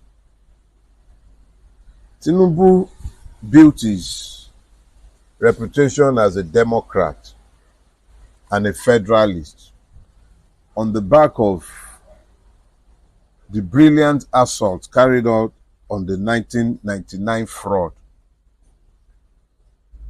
by his Attorney General in Lagos State, Professor Yemi Osinbajo. And a series of cases went all the way to the Supreme Court. And I'm sure you would all remember the celebrated one about local government between himself and General Obasanjo, Lagos, and the federal government. And this was the case where it was held that Obasanjo was wrongly holding on to the local government funds in Lagos State. Now, the same Tinubu who created LCDAs in Lagos State, I believe he took the local governments in Lagos State from 20 to 57 by the addition. Anyway, the same man who took over almost all the functions of the local government in Lagos State, who single-handedly hijacked the totality of local governance in Lagos State, the same man who made sure that Jide Koro's son, that when that one won the Lagos Island local government election, they ensured that he wasn't sworn in. The same person is the one who has now caused the Supreme Court that is essentially in his pocket. Nigeria appears. Man, you need to go and listen to Dele Farotini. He's got his Sunday sermons too. Yeah, thought-provoking, topics that will just make you be like, oh, but we do not have all the time. There's another person too who probably with all of this robodion going on, and that is ex-convict Oji Uzokalu. He agrees. I say, man, make lawmaking in Nigeria a part-time business. That's everything done proper. Yeah, listen. There's been a lot of discussion and agitation recently in the country for the need that the National Assembly should operate on a part-time basis. What are your thoughts about that, sir? Well, I think it would be a very good idea if my colleagues and other members of the Houses of Assembly will agree that we can sit for 3 months and do constitutional amendment first, to sit from 2027, to sit 3 months. In 3 months, we sit for 2 weeks or 3 weeks. So we sit 4 times a year. And if there's any emergency, there will be emergency sitting. We can come to do a presidential bid on that basis and go back, instead of sitting on a full-time basis. Just not only the Senate and the House of Representatives. I'm talking about other houses of assemblies in Nigeria. So all the legislature houses in Nigeria will be part-time. This will be part of austerity measures to reduce costs. Or we will go for regional government. If we are going for regional government, it also means that the ministers, the houses will be the same. So, but if we are not going, because I have been thinking how we can save money to run Nigeria, because Nigeria needs money to be run. I will encourage the president to encourage the National Assembly to make this kind of laws, and this will help him, President Thiefnubu, and this will help the system, and this will help everybody. Not that we are being paid almost nothing in the Senate. I sit in the Senate. When people discuss the salary of senators and other people, I laugh, because it's nothing to be written home about. But I want Nigerian people and my colleagues to do a quick constitutional amendment so we can go and be a part-time sitting Senate and a part-time sitting House of Representatives and other 36 houses of assembly in Nigeria. That will bring trust and bring belief to Nigerian people. Nuisance, Lele. You know the Nigeria, okay? He is there with all of Puna in America. Oji Uzokalu, the former Abia governor and a current senator, a third-term senator representing Abia. So they are already getting the message. And I see, don't think they are not afraid though. Some of them have already started moving their families out of Nigeria now. Yes, and some of them are already getting themselves ready to just leave Nigeria. That guy, Uzokalu, will return to Nigeria. He will stay there and wait until things settle down. And if things don't settle down, bye-bye to Nigeria. You no go see him again. There are some of them who are not in Nigeria as well right now. Nobody knows where the Dugbe is going to drop. So they are doing everything to make sure that, now, one of the affairs, okay, please, God forgive me, because I actually thought I've seen this face before when they are doing their Muslim tickets. Now the affair don't come out now talk say If this protest is what will kind of change their life, make the protest happen, no? They pray to Allah. Muna roƙon Allah ya sa zanga-zanga ta zan ƙarshen mulkin Bola Tinubu. Muna roƙon Allah ya kawo juyin mulki Najeriya. Wallahi gara mulkin soja da halin da ɗan arewa yake ciki. Sai ya so kuma gobe a buɗe ƙasa ta bakwai a samu Murtala Bello. Waɗannan maganganun wallahi Murtala Bello bai barin su. Subhanakallahumma wa bihamdika ashhadu an la ilaha illa anta. Ó ti dojú ẹ̀ sẹ́yìn. Ó ti dojú ẹ̀ nísẹ̀yìn. Alhamdulillah. Alhamdulillah. Alhamdulillah. Alhamdulillah. Alhamdulillah Rabbil Alamin. Alhamdulillah. You get it? If you don't get it, forget about it. So you don't read. You know what they say? You don't read, though. You don't read. And so those of you who probably would wish Thiefnubu try to give it a taste, that is, as they are doing their roundup, when I say rounding up, I mean like their arrest and all of that. So they should possibly remember this. Here is a list released by the Take It Back. Okay. Omoyele Showore. This is the list of those inciting the public to riot. They are as follows. 1. Ahmed Bola Thiefnubu for engaging in massive corruption, election rigging, and destroying the middle and lower class by terrible economic policy decisions since coming to power. Senator Akpabio and House of Rep Speaker for leading the most useless Senate and House of Representatives. Yemi Cardoso, CBN Governor, for destroying the value of the Naira. Police IG Egbetokun for reducing the police to a corrupt and irredeemable national institution. Chairman of EFCC for letting corruption flourish by ignoring real financial criminals while going after inconsequential low-level crooks. GMD of NNPC for stealing over $3.5 billion through subsidy scam. The chief of the Nigerian Army for conniving with bandits and terrorists through outright sabotage of national security. The chief of Nigerian Navy for conniving with crude oil thieves to deny Nigerians of crude sales and revenue. The Comptroller General of Customs for conniving with cross-border criminals to deny Nigerian billions of dollars in excise and duties. The judges who receive bribes to pervert the course of justice across our courtrooms. By Omoyele Showore, you can add your own. On the right hand, from the 1st of August, Showore na 5th of August, so go start. Now, end bad governance in Nigeria, 36 state FCT, including FCT. Extracts of our demand. Reverts petroleum pump price to 100 naira per litre.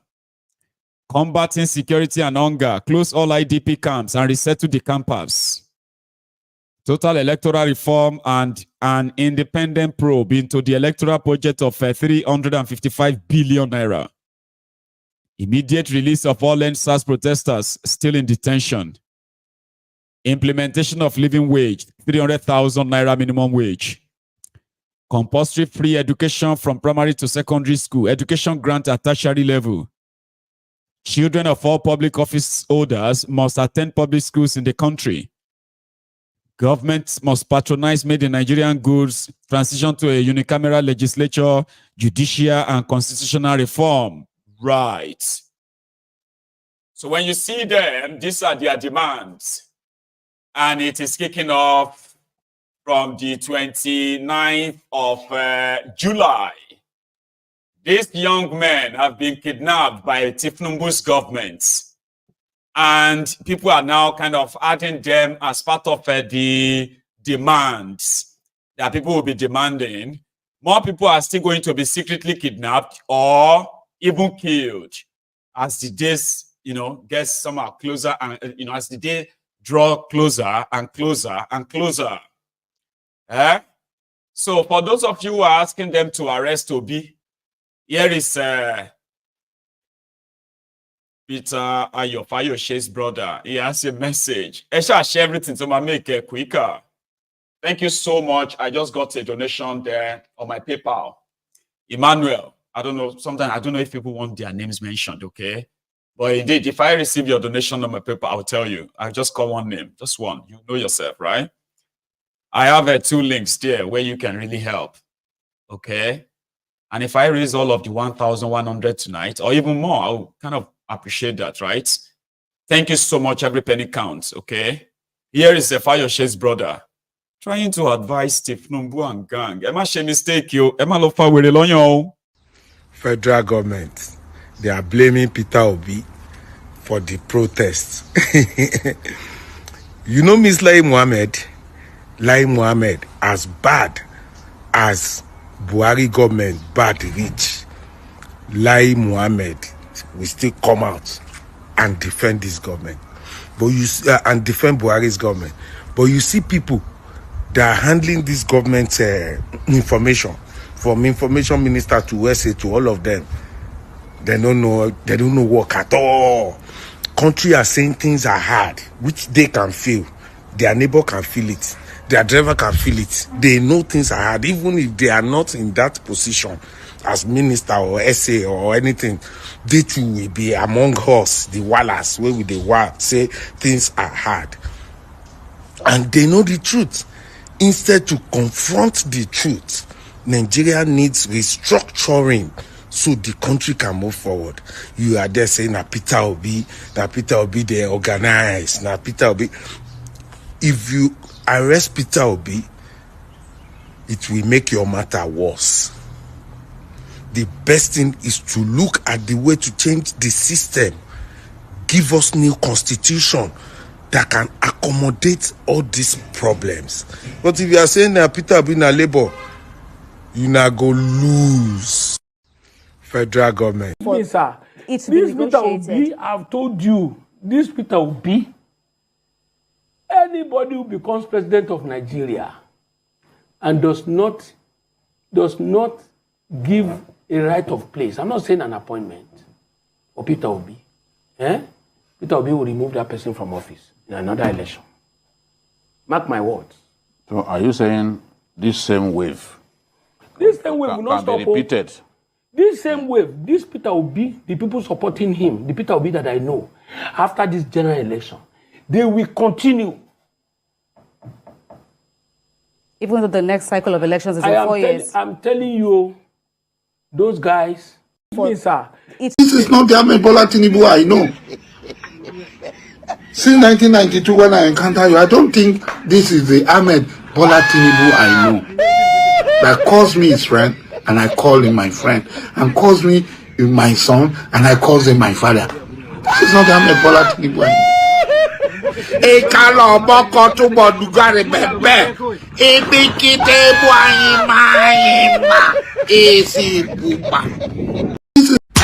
Continue.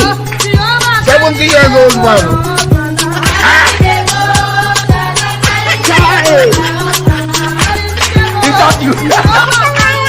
Jesus is Lord.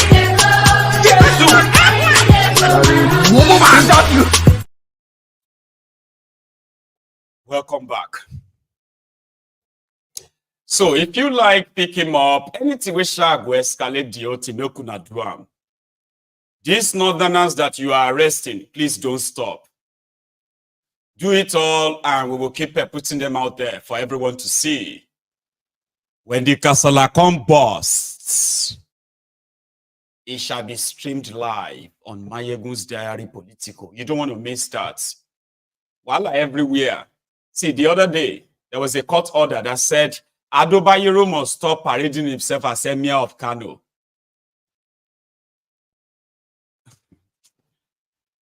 They said that this issue of Emir of Kano is now settled. Nah, Sanusi be Emir. So Emir don't turn to now. See, Adobayero had to leave his mini palace today just to show love. And the Kano people, they kind of still see him as the Emir, though. Or what do you think? Look at this.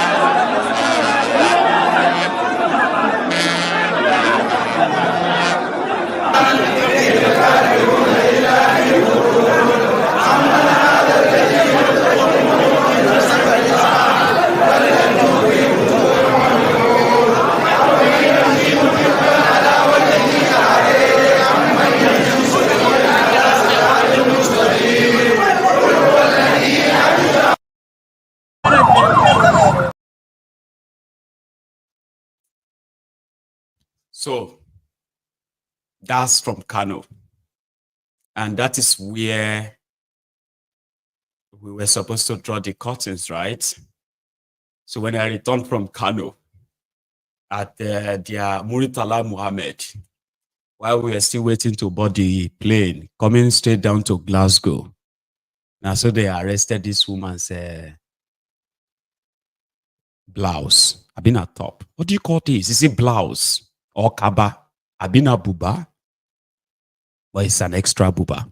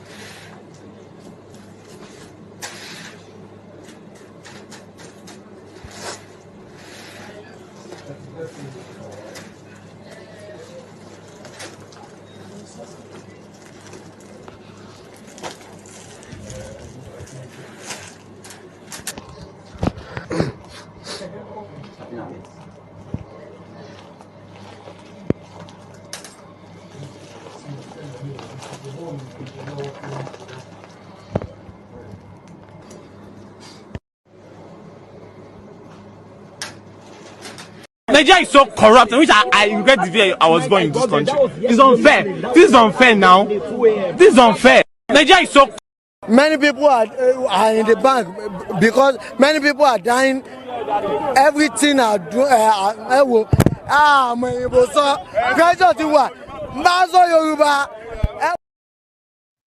Maso Yoruba, because today marks the 32 days before the Yoruba Union summit in Glasgow. You should join us. Book a place, book a ticket. There is a link into booking this place for yourself, a seat. You can spend your summer in Glasgow with other Yorubas. And if you're a friend of Yorubas, you can join us too, but you will need to book a seat. It is a ticketed event, 3 days event. And you should probably read about it too. It is right there in the comment too. I have a link. And to everyone, I'm talking about my donor. I'm calling you again tonight, okay? Let me see how much I can possibly raise out of where I'm targeting. Thank you. So the next now is going to be us taking calls. I'm going to take a break first, okay? But if you really have to go, remember, you need to like the broadcast. Finally, we managed to get to 1,000 of you we managed to get 1,000 of us to go and like the video, right? Thank you. But if you haven't and you need to go, right, do that. Share this. Subscribe to my channel, right? Once you are done, or you've done all of that and you do not want to be part of this anymore, I'm going to see you again, okay? Or if you have something to say to all we have discussed so far, that number on the screen, that one that is going, it's a WhatsApp number. Type it down, save it, and try all you can. Try your best, okay, to get through. So when I come back, I will take calls and I will also raise funds. So I have raised an extra. I mean, I've gotten 20 pounds now. Okay, so I am still pretty much out, and that is like a 1,100 pounds. I will be back. Thanks a lot, though. And yes, we'll take calls when I come back. Don't go anywhere, or don't go anywhere yet.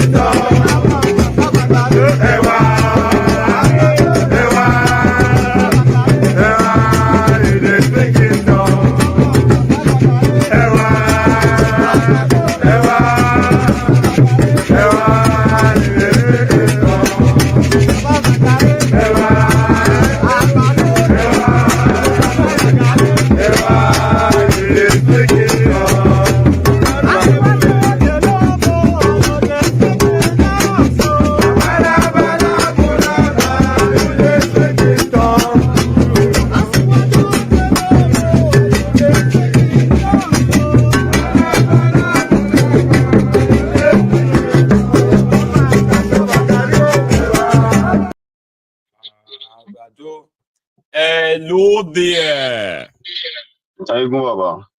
Yeah, Ahmed. How are you this? How far now? Adeo, my brother. Adeo, Baba. How you doing? Adeo. So here we are. I just didn't even read. I did read one comment for comment section. One Amir Sheikh. Amir Sheikh, I don't know if you are a Hausa guy or you are what language. I don't know what language you are. Or if you are new here, let me use that word. If you are new here, I don't know if you're new here, but in this platform, exactly. Yeah, exactly. We complain a lot, but guess what? If you are new here, you're welcome. This place, we offer solution. Yeah, here we don't complain. We offer solution. That's right. It's left for you guys that think we complain to come and listen and see if we offer solution or not. We've offered solutions several times, things that can be done so that everybody can get better. You know, we can do the right thing. We don't complain. You can be lamenting and complaining over there, wherever you're coming from. But here we don't complain. No. We analyze and we offer solution. That's what we do. You understand? So when say, okay, you're Yoruba, thank you. Okay. So I mean, I don't want to say much, but I want to pass a message to my people from the north, you know. Things have been happening. Things have been happening a couple of days. There have been people have been going missing without knowing where they're going to. You understand? Nobody knows where they are. because of they want to do protest, they don't want to do protest. It will never help. That can never help. It will only worsen the situation. Because the way the people are boiling in Zwaka, the way the people are boiling, forget to, if you like, carry trailer come park, you go pack a lot of people because they don't ready. Yeah. Now die. How many don't die? Already. People don't die. A lot of people don't die before now. So how many now won't kill? You see, the people don't understand, most especially my northern people, they don't understand that fear is already gripping, like it's holding these politicians. That fear, that's why you see that they are loud about all these things going on. They can even bring it to the floor of their assembly to talk about it like, oh, DSS need to do this, because they can feel it that if these things go the way they don't expect, all they have gathered, all they have stolen will just vanish in a twinkle of an eye. It will vanish. So they are scared of that moment. You can't know the end. And you can't know the end. People have already lost exactly. People have lost it. People have lost it. You understand? Wow. So, barkan ku dai mutane na 'yan arewa. Wannan lokacin ina so in yi amfani da daidai wannan lokacin gaya muku cewar babu gudu babu ja da baya. Duk wani ɗan iska da wani shegen da ya ce kada ku fito ku nuna rashin jin daɗin ku da wanga abin da ke faruwa, to ku san cewar maƙiyinku ne, ko da ɗan uwanka ne, maƙiyinka ne shi, saboda an yi babu abin da ba a yi muku ba.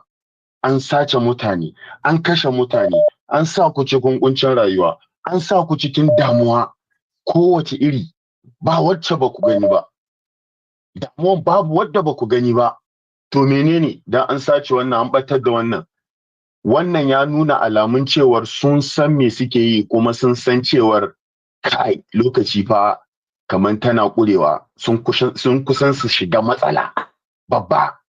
Dalili kenan ma da kuka ga cewa ire-iren su Ali Induma za su iya fitowa su gaya musu cewar ai da kleptocrat ko wani wannan, saboda shi ma tsoron kada ta juye da shi. Shi yasa zai fito dan ya ware kanshi tun da wuri. Shi ma yana jin shi a jiki cewar an kai mutane bango, an kai mutane ƙarshe, an samu mutane damuwa. Mutane they are just committing suicide ko ta ko ina. Mutum yana zaune sai ya ga rayuwa kawai rayuwan ta zama sai a hankali kawai, shi bari kawai je ya kashe kanshi a wuce wurin kawai. Saboda ne, saboda wasu tsirran mutane 'yan iska, wai su suna so su zo su yi shugabanci. An yaudare ku da addini, an ce muku ku yi muslim ticket. Yau da muslim ticket din nan babu wani abin alkhairin da ta haifar, sai dai tsiya, sai dai bala'i. Tun damu wacce take ƙasa, sai dai suka zo suka ƙara wani bala'i kan bala'i. Gashi yau suna son su yi kokarin su kawo muku wani tribal abun ga wai cewar Obi shine yake instigating wanga abubuwan da ke. Ina ruwan Obi? Obi ya riga ya yi losing election, kamar yadda kuka ce ya yi losing election. Ina ruwan Obi? Obi ke mulkin ƙasa? Obi ne Tinubu da Shatima? Amma na san da yawa za su ɗauki wannan abin su ce daman Ibo ba sa son zaman lafiya a Najeriya, ko ba haka ba? To Obi ne zai sawo zai instigating wannan abubuwan. Obi kaɗai ke shan wuya? Obi kaɗai ke shan wuya ko mutanen Obi kaɗai ke shan wuya? Kowa a Najeriya na jin jiki. Kowa a Najeriya, har Dangote ba a bari ba, tunda shi ma ya fito yana surutu. Har shi ma jin shi yake jikin shi. Amma yau kun waye gari za ku ga mutane waɗanda kuke supporting, ku ga cewar ba rigima, babu gudu.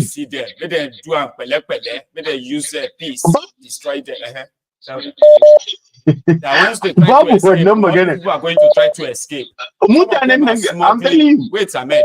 Tell them that some of them are smuggling mineral resources from, from the north. Okay, using part of the money to fund terrorism. And they are telling them to collect rice. They will soon start people like they should target them. They should look for them and grab them. Exactly.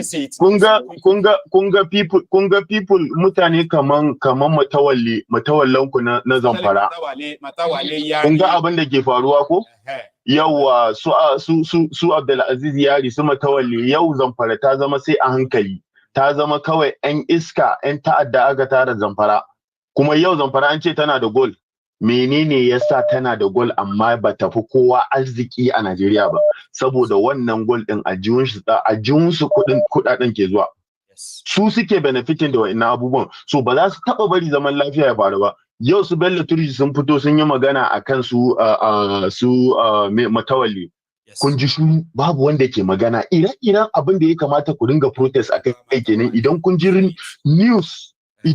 news kamar haka su Matawalli lokacin ya kamata ku fito ku yi protest ku shige su san cewar kun san me kuke yi ba wai a bakku a cikin matsala ba kuna cikin damuwa kuma a zo ana gaya muku koyi addini wannan fa protest din babu magana addini babu maganan tribe babu maganan wai kai Christian kai Muslim ne ko kai waye ne kowa yana jin jiki shinkafa rice same amount kuke siyan shi babu wani Igbo na siya 60,000 ko 70,000 Hausa na siya 80,000 duka the same price kuke siya dukansu the same price ne so babu wani bambanci babu wani wannan it is a fight for your survival ko kai ko kakka yi an gaya ma ka zauna a gida malami ya ce ma zanga-zanga haramun ne kuma shi gidan shi idan ka shiga gidan shi zaka ga buhunan matsara buhunan gero buhunan dawa buhunan waye ne duk zaka gani a gidan shi yunwa bata kada shi ba so dole ya ce muku zanga-zanga haramun ne babu inda aka ce zanga-zanga babu inda aka ce ka fito ka nuna rashin jin daɗin ka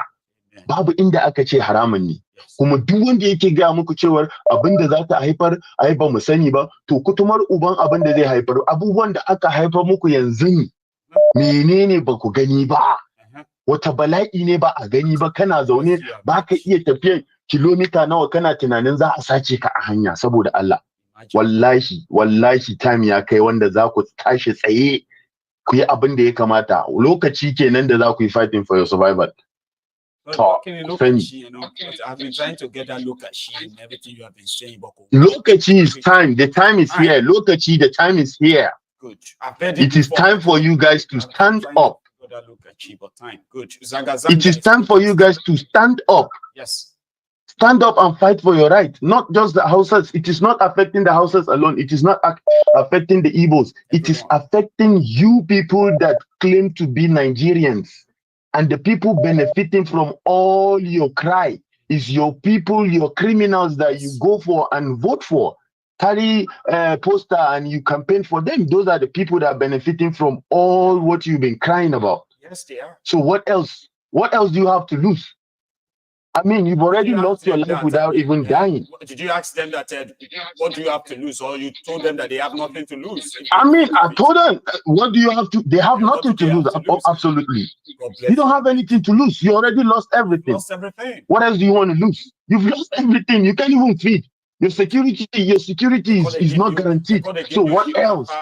And they want to give you the ana zuwa baka shinkafa trailer nawa aka ce an kawo ma each state 20 trailer ko an kawo ma each state yunwa sun gane cewa they need to use hunger and control you but it seems like it's not working anymore so make sure it doesn't work anymore. That shit should not work anymore. You shouldn't work for them too. It shouldn't work for them. I mean, you guys have nothing to lose. No. They have more to lose because they are scared of being into that same system they are plunged all of you into. They are scared to be in that situation. They will make it possible for them every way. I will ask God to help me bless you specially, Ahmed. Thank you so much, okay? Maiyegun, no wahala. Hopefully they're here. All right, now, Maiyegun. Bless you, Ahmed. You are a treasure. Thanks so much. I have another caller. Well, every call, I'm going to, because every call, we are inching towards the end of the program. So I'm going to keep using at every end of each call to remind you to pay your offering, like the broadcast. That's your offering. It's free. And to any one of you who is touched to help me raise the fund that I'm raising, okay, I don't have much time to actually really start repeating all. When it comes to what is that for, okay, well, it's stated there, supported the Yoruba Union a portal fundraiser. So use it. Use the GoFundMe or try the PayPal. If you can't use any of them, right, share the video. That's also a contribution, okay? Here is another caller. Hello. Good evening, my good general. Sir. What? Yeah. Today's episode was a banger, it always has. This is Ferdinand from Newcastle. God bless you, man. That's Ferdinand from Newcastle, please. Yeah, Maiyegun, you see, there is something I realize with African leaders generally, and Tinubu is not an exception. Yeah, we don't have the culture of apologizing to our people, especially from the political class. Responsibility is not theirs. Is exactly. Did you watch the farewell message of Rishi Sunak when he was leaving Parliament? I played it here. Did you get the part where he said, "I'm sorry, I take full responsibilities for everything. I thought I was doing something that is right, but the United Kingdom has spoken through their votes." Yes. Did you get that? Yeah, I did. Good. You see, that was a very powerful line. And in the next day in Parliament, you saw him with Kestama. They were just like shaking and cracking joke and talking like nothing really happened. He called all of the conservatives that lost in that landslide, right? He called every one of them to apologize and say, "I caused it. I take responsibility." Yes, exactly. My policy was with the British people, and you lost, right? Exactly. That is how. Exactly. Exactly, Maiyegun. That is how politics should be. That is how matured mind and leaders play. Rishi Sunak is not up to 50 years. He's a young boy. He's around in his early 40s or so. He's early 40 now. I think it's about 44. Yeah. Very young. But look at what crooks who call themselves president, ministers, special advisors in their late 60s, 70s, early 80s. Look at what they are doing in Nigeria. You even have a 70-year-old special advisor on social media. There is no atom of taking responsibilities and addressing your people. It's always shifting blame, promoting tribalism, religious I don't know, like promote using tribalism and religion to kind of like twist the whole narrative. You know, Tinubu is in a very tight corner because had it been Buhari was from another political party, probably by now he will be blaming Buhari and be like, "Oh, Buhari is from PDP. He left. I met empty treasure. He did this. He did that." But he cannot separate himself from Buhari because Buhari was also from APC. You get it? And this is a man who cannot accept the fact that things went south the moment from your inauguration speech. You said you removed subsidy, and then the crooked petroleum marketers in Nigeria and the petrol owners, they started feeding on that. The old product they had, they raised fuel prices, which changed everything in Nigeria. You officially devalued Naira and made a uniform exchange rate. $1 went from 800 or 700 Naira overnight to over 1,000 something. You didn't see all these things. You couldn't come out boldly on television to apologize to Nigerians and say, "I'm sorry, I'm at fault. My policies has ruined your lives and everything." But it didn't work. Okay? It didn't work. Like, I'm working with a new team. No, they don't. Yeah. What you did was to go and start blaming a man who has nothing to do with any of your crooked policies, who is not in government, who doesn't have any political power, he doesn't hold any office. You started accusing him of trying to stir up protest. You started. Can you imagine, Maiyegun? Can you imagine tribalism and bigotry coming from a federal government, a government that is supposed to unite the broken people? Let's just say Nigerians don't want to divide. Because I want that country to split into pieces. Let's just say Nigerians don't want to divide. But with the rate of tribalism and bigotry in Nigeria, coming from a federal government fueling it, can you imagine how stupid? It is not hopeless. It is dangerous and clueless. No, dangerous. These people. It is not even stupidity is pretty much like somebody doing something that is not really bad, but it's like, we shouldn't be doing that. That's embarrassing. This is dangerous. This is very dangerous. This were the rhetorics, right, that led to the program killing the Igbos in the north. It was statements like this, utterances like this that led to the genocidal war in Nigeria. Now, these guys are now employing that same technique in 21st century. That's not stupid. That is dangerous. Very dangerous. Look at what that kind of speech, and look at what tribalism did to Rwanda. I mean, between the Hutus and the Tutsis. Is that not enough lesson to learn? No. I mean, look at tribalism and hatred, hate speech coming from a federal government. Jesus, that is the height of it all. And Tinubu only knows how to play divisive politics. That's right. That was why in Lagos he was supporting all those activities that was going on in Lagos against the Igbos just because of politics. And now he has come. But this time around, the whole thing is backfiring because the Northerners, and the people they think they are stupid are no longer stupid. People are asking questions that demand answer. Remember that increased pump price? People said 90% of Northerners are not on social media. They are about to find out. They are about, of course. Is it Obi that increased fuel prices?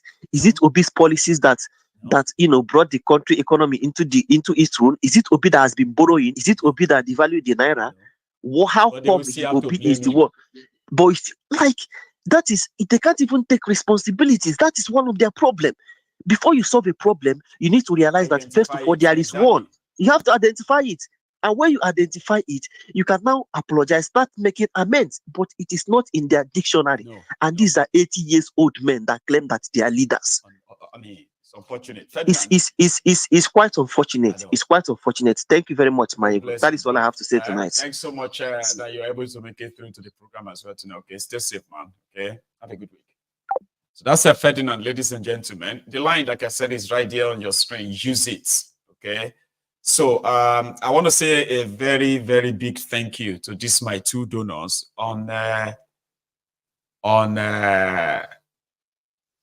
GoFundMe. So I have Ajibola Owodun. Hey, Angono. Is that even real? I don't even know. It's like somebody just gave us £500. Donated £500, but I don't know. Is that even real? I'm not saying it's not real. I'm saying like, is it new? So it's not new. Okay. So we have I've had 3 donors. Okay, which we have Ajibola. I've got Ajibola. I've got Johnson, and I've got Dumade. God bless all of you. It's right there on the GoFundMe. Okay. So that means I have managed to give me a second. How did I miss that? Sorry about that. So let me go take this call. Okay, guys have been like on the queue there, but please use that link. Okay, I'm raising fund and it's so important to me, right? And like I said, every penny really counts. Every penny really counts. So we have a portal that we are working on, where everyone that wants to be part of the Yoruba Union as a member, because we need to begin that mobilization, that orientation, enlightenment that we've been talking about, right? The ones that we are going to like recruit volunteers who are going to do the groundwork for us back in Nigeria, in Yoruba land. So some of these things need this better platform where everybody is adequately recognized. You get what I mean? So that's what we are building. And you can help me. I'm serious, doesn't matter, like £1, £2, £10, I can get it done. So I've already raised £917. Okay. And I'm still pretty much out by 1,100.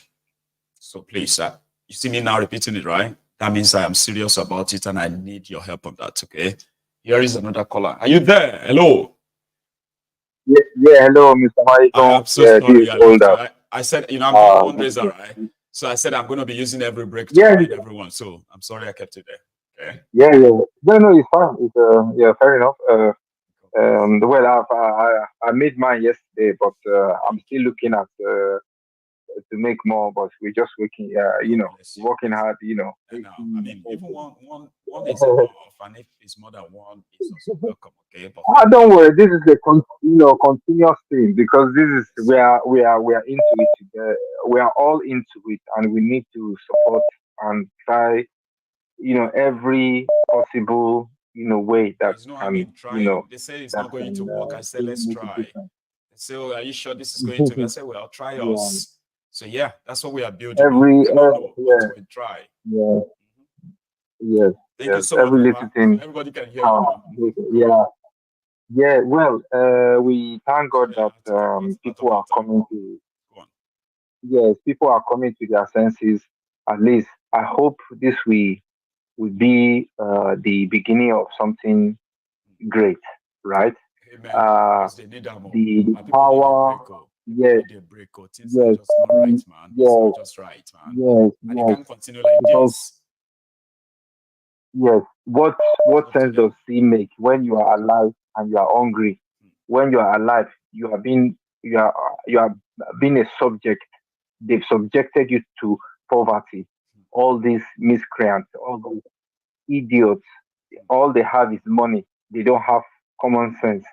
They think money can solve everything. Like Tinubu would always say, that, "Oh yeah, They have money. yeah, if this money doesn't buy, let's put more money. It's all about money. Imagine somebody who Whatever have money dealt, cannot do, more money will do it. That's their own yes, philosophy. yeah, yes, somebody who have lived in America, deals with drug and so on and so on, and they use that template,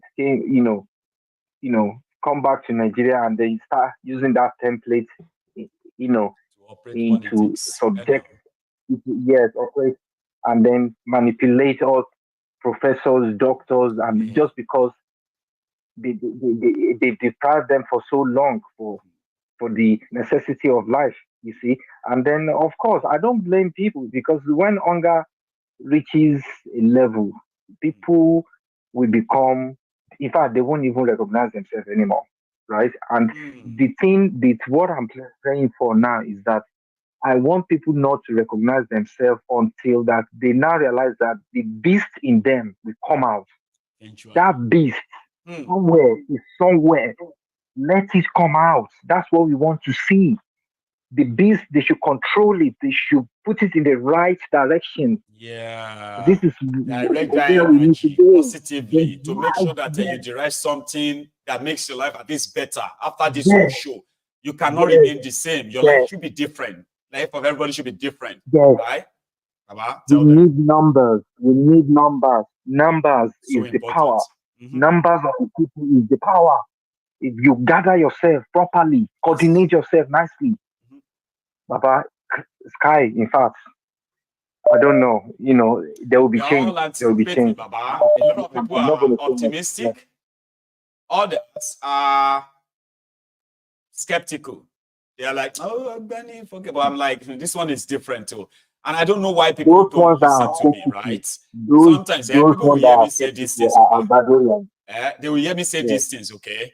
But yet, that Nigerian in there will still say, oh man, it not go happen. Then if it now happens, people now come back and say, Maiyegun, did you know? I don't know. I didn't know.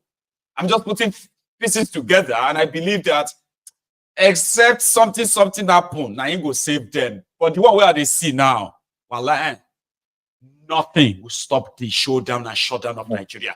Now I don't see it last too long. I want it to last long. Yeah? But I haven't seen that yet. Okay? But if anybody tells you nothing will happen, they are just trying to play it down. Yeah, they are trying to play it down to you. A lot will happen. Yeah, they need to barricade. No, the green one. I'm with you, Baba. You there? Yeah. The green down, you know. Hold on a sec. Right. I'm so sorry. Are you at work, Baba? Yeah. So no. It's just somebody was just trying to. Like I'm saying, sorry about that. It's just that people need to coordinate themselves in such a way that every means that all these people will get, even they should blockade their food. Even any means that food will get to that Aso Rock, to everywhere, they should blockade it. They should stop everything. That in fact, until they will, in fact, I don't know. They should there's no need for them to the be power supply, cut the water supply. Go look for pieces of all the, will I say, but we'll soon be planning their protest for them on this platform too, right? But we shouldn't, right? So we'll see. Baba. Anyway, thank you very much. God bless you. Thank you. Thank you I so will much, get back to you. Yeah, bless you, man. Now that's a very good one there. And one thing I lost out there is I didn't ask this my caller his name. But I hope I'm lucky next time. Okay. I want to say a very quick thank you. So this my person, Bosse Kayode. I didn't say it fully. You know yourself. I have just received your donation. I got another £100. So that means I have officially raised like £1,000 now. So I'm now halfway. Okay, halfway there. So I'm gonna. Do I have a caller? Hello. No, I don't. I haven't picked it yet. Hello there. Hello. I have. You might need to actually mute that audio or go to another room if you can. Can you hear me?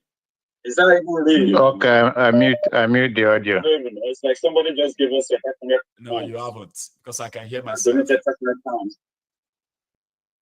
Did you know this is okay. Sorry about that.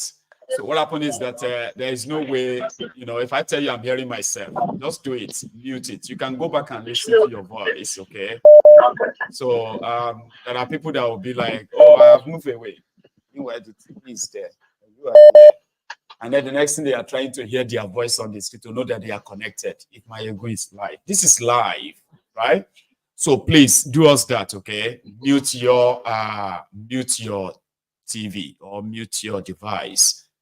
I know sometimes you don't even know if you're gonna pick, if I'm gonna pick your call, right? But please, the moment you get connected, the first thing you should do, please mute your TV. Here is a caller. Hello. Hello, Maiyegun. Hello, sir. How are you? Yeah. I'm calling from United States. Maiyegun. Yes, sir.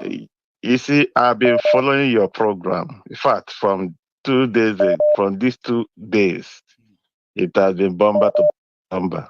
Bless you. But Maiyegun, they have met the North at their wrong path. When Mr. Peter Obi was in the North, opening up borehole to the remote area, they never knew that any day they touch that man, the North will show them their other part. But they kept quiet. Now they twisted the story. They don't have to come up. Yeah, they're already twisting it, by the way. Brother, the other part of it is Dangote's refinery issue. There you know that the North is another unifying factor. I've seen a lot of them coming out now, and they are not even holding back. I trust them. I trust is coming for Dangote, is coming for all of their leaders. I trust. Now, they are not even mincing word, though. They are saying it directly right now. Even Dangote never talk about it, but they are already. I trust them. I know what they can do. One of your reports says, one of the districts says that the terrorists we are destroying everything, and the government do not come up. Now, ordinary the protest. I don't want to use it ordinary. Don't they bring everybody out, my brother? You see, when you see this kind of information flowing, you know that when they just wake up, they say everybody, even the member of the National Assembly and the rest of them, everybody has run away. My brother, they know them in their households. They know them in their households. People are already telling them right now that we know this is what you're going to do. This is not going to be like NSAS. You are going to meet something bigger than NSAS. And if you think it's going to be the same way of intimidation and the rest of that, then that means you are ready. Nowhere. Even the military, they are even talking. The military are hungry. They are also supporting behind. Even the police go to their different quarters. You even weep for them, really. But this thing is that government, this one is not I can. Nothing you go fit do. Because sometimes when you talk, sometimes I say, let me put it in pidgin English so that they will hear. You know, sometimes when you speak all this English, at the end of the day, say, bring it back down. Yes. Let everybody get the information clear. Yeah, it's more slow and down now. I bet more slow and more down. Slow and down. Easily, you won't miss anything at all. Yes. Because Yes. we have to not miss anything, Baba. Get this information clear. Because if government starts bringing out information, my brother, none of them is safe. Before you know it, some of them, those parastatals will say, you never see Akpabiole's contact number, and it says 2 side chicks. They don't publish them already. Oh. You go there, go see me, Baba. See, we did here. Thank you so much. Let me take another one, okay? Thank you. God bless you. Now, I gone. Okay, Baba. Hello. Hello. Hello, sir. How are you? Yeah, Maiyegun. How are you? It's been some time, man. I know. My name is Richmond. I'm looking at that number. I'm like, oh, is that really you? Or I'm kind of like missing things up in my head. Maiyegun, I've been watching from the side, man. Like a silent watcher, you know. Yes, Maiyegun. You know, we had something to discuss, which I know you're busy though, and I became a bit busy here too. But we need to do that talk now because it is now or never. All right. Remember what I told you about Professor Davies, who used to be my teacher in Unilag, and what he said about this. But I believe he's going to be broken now. Science do change, you know. The only thing that is static is that change. You understand me? Every other thing comes back to hypothesis. You understand me? At a time, you know, a theory will change, and so I believe that something is about to happen in Nigeria. We don't. Nature, it will always be that shift, and when there is a shift from this position, that means it has changed. Yes, theories contradict themselves after a while, you know. So something is about to happen, and this is the time. We either, you know, use the opportunity, or what do Muslims call it, takia. Sometimes we play takia also with issues. You know, you want to grab a different thing, but you are pursuing something that looks straight, but it's not actually straight to what you want. Your desire is different, but you are following them up so that you get your desire. You get that? They say exactly. It's not an end in itself. It's only a means to an end. Maiyegun, I don't know. You will give me 20 minutes after your program, please. Okay. 20 minutes after your program. You will play. In fact, you will become one of the most sought after Nigerians because you have paid for it. You have put in your blood, your family, and everything into this. That is why I am angling to you. You understand? So, as for what is coming, I believe it will come, but how it will be sustained is what we cannot, nobody can say. Seen it clearly, you know, okay, sustenance.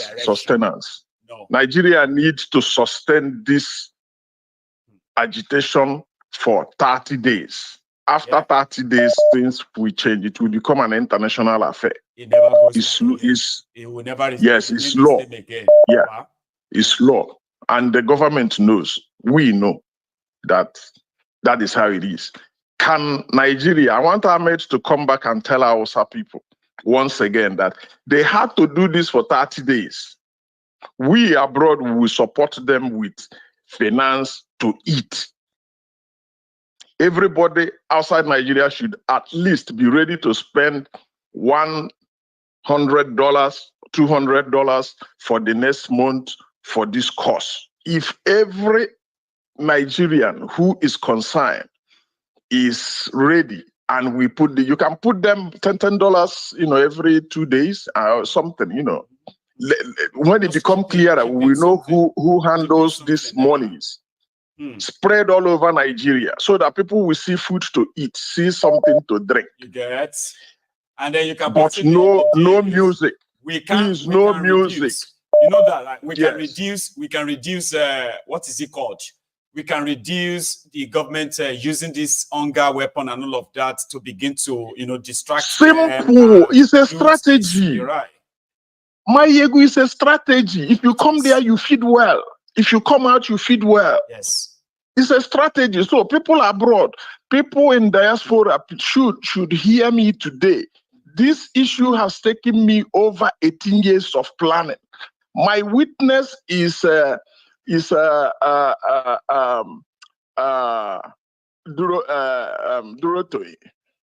You understand?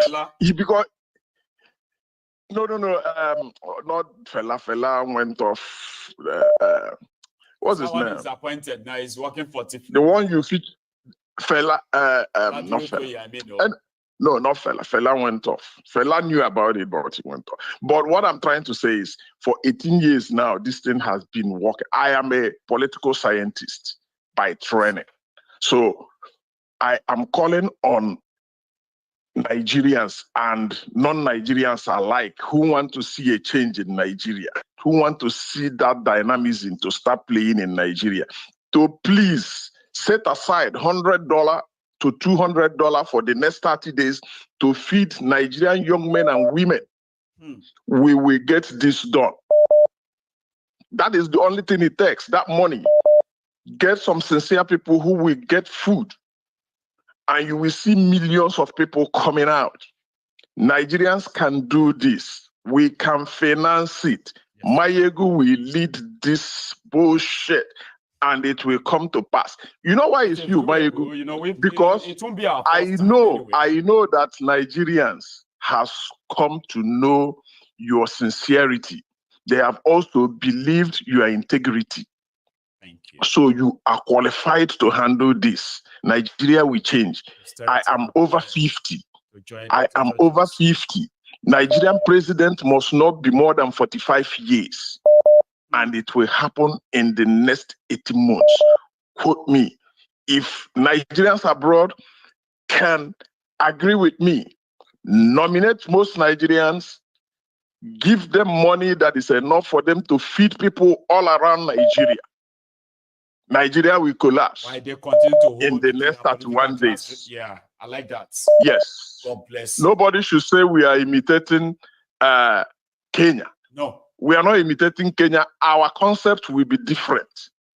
Kenya has not even gotten its 60% till now. I'm watching them. I'm following. We will get our own done in 31 days. 31 days. This government will crumble. Nigerians are cowards. They are very fearful people. The elites cannot stand it. Please, people in diaspora, get money ready. You passed the message, right? And a lot of people who are, I wish you could see, right? And I wish I could see it too, right? There will be people in front of their TV right there, where they are watching this, and they will be like, as you are talking. And that's why it works. Yeah. Thank you so much for this. Okay, let me go take another call, and then kind of run out of time. We are already running out of time now.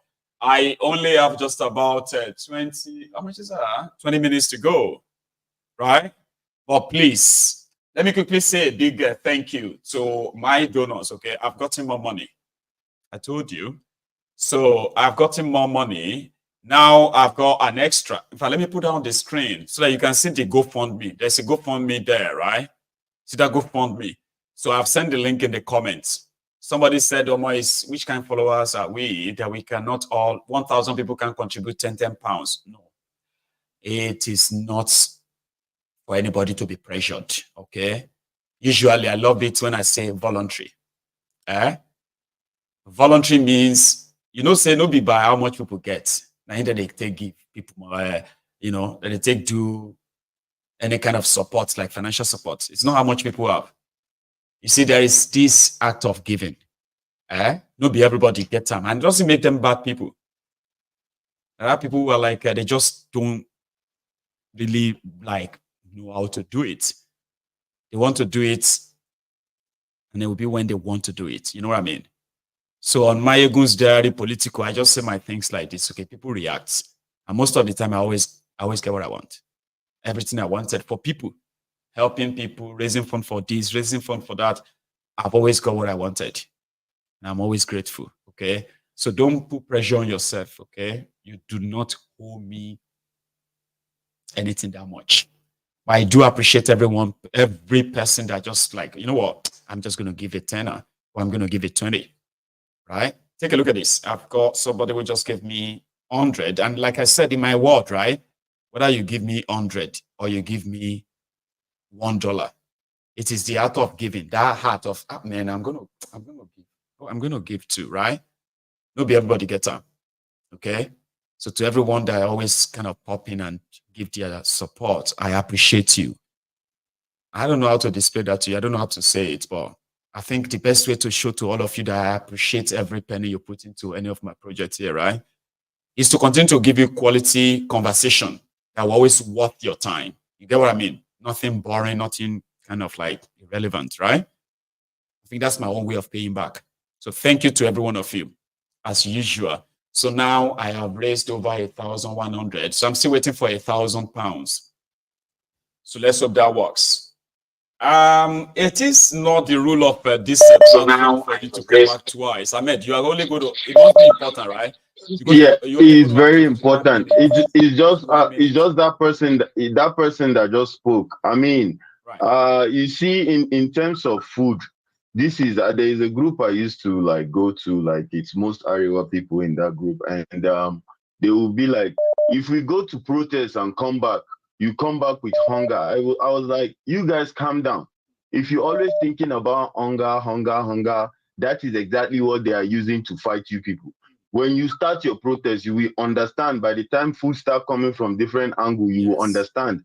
Me, myself, we are there. We are setting up groups that we can be able to feed people. No matter how it is, we will feed people. You understand? Because, you know, by the time you go out there, you eat, you are ready to come back again tomorrow to fight for what you want to fight for. It's all about food. Okay, we'll make sure we provide that food. And, you know, we are working on it. And by God's grace, it will work. Yes, we'll try. We'll do our best. We'll do our best. You are fighting for your survival. No, Maiyegun. That's just what I just wanted to chip in real quick. Amen. Thanks so much. Okay. Yeah, is another caller. Hello there. Hello, sir. Good evening, sir. Idris. I was like going to say Ahmed. Yes, sir. Good evening. How are you this evening, brother? Yeah. Can you hear me? I hope the network hasn't done you another shake it there. Can you hear me?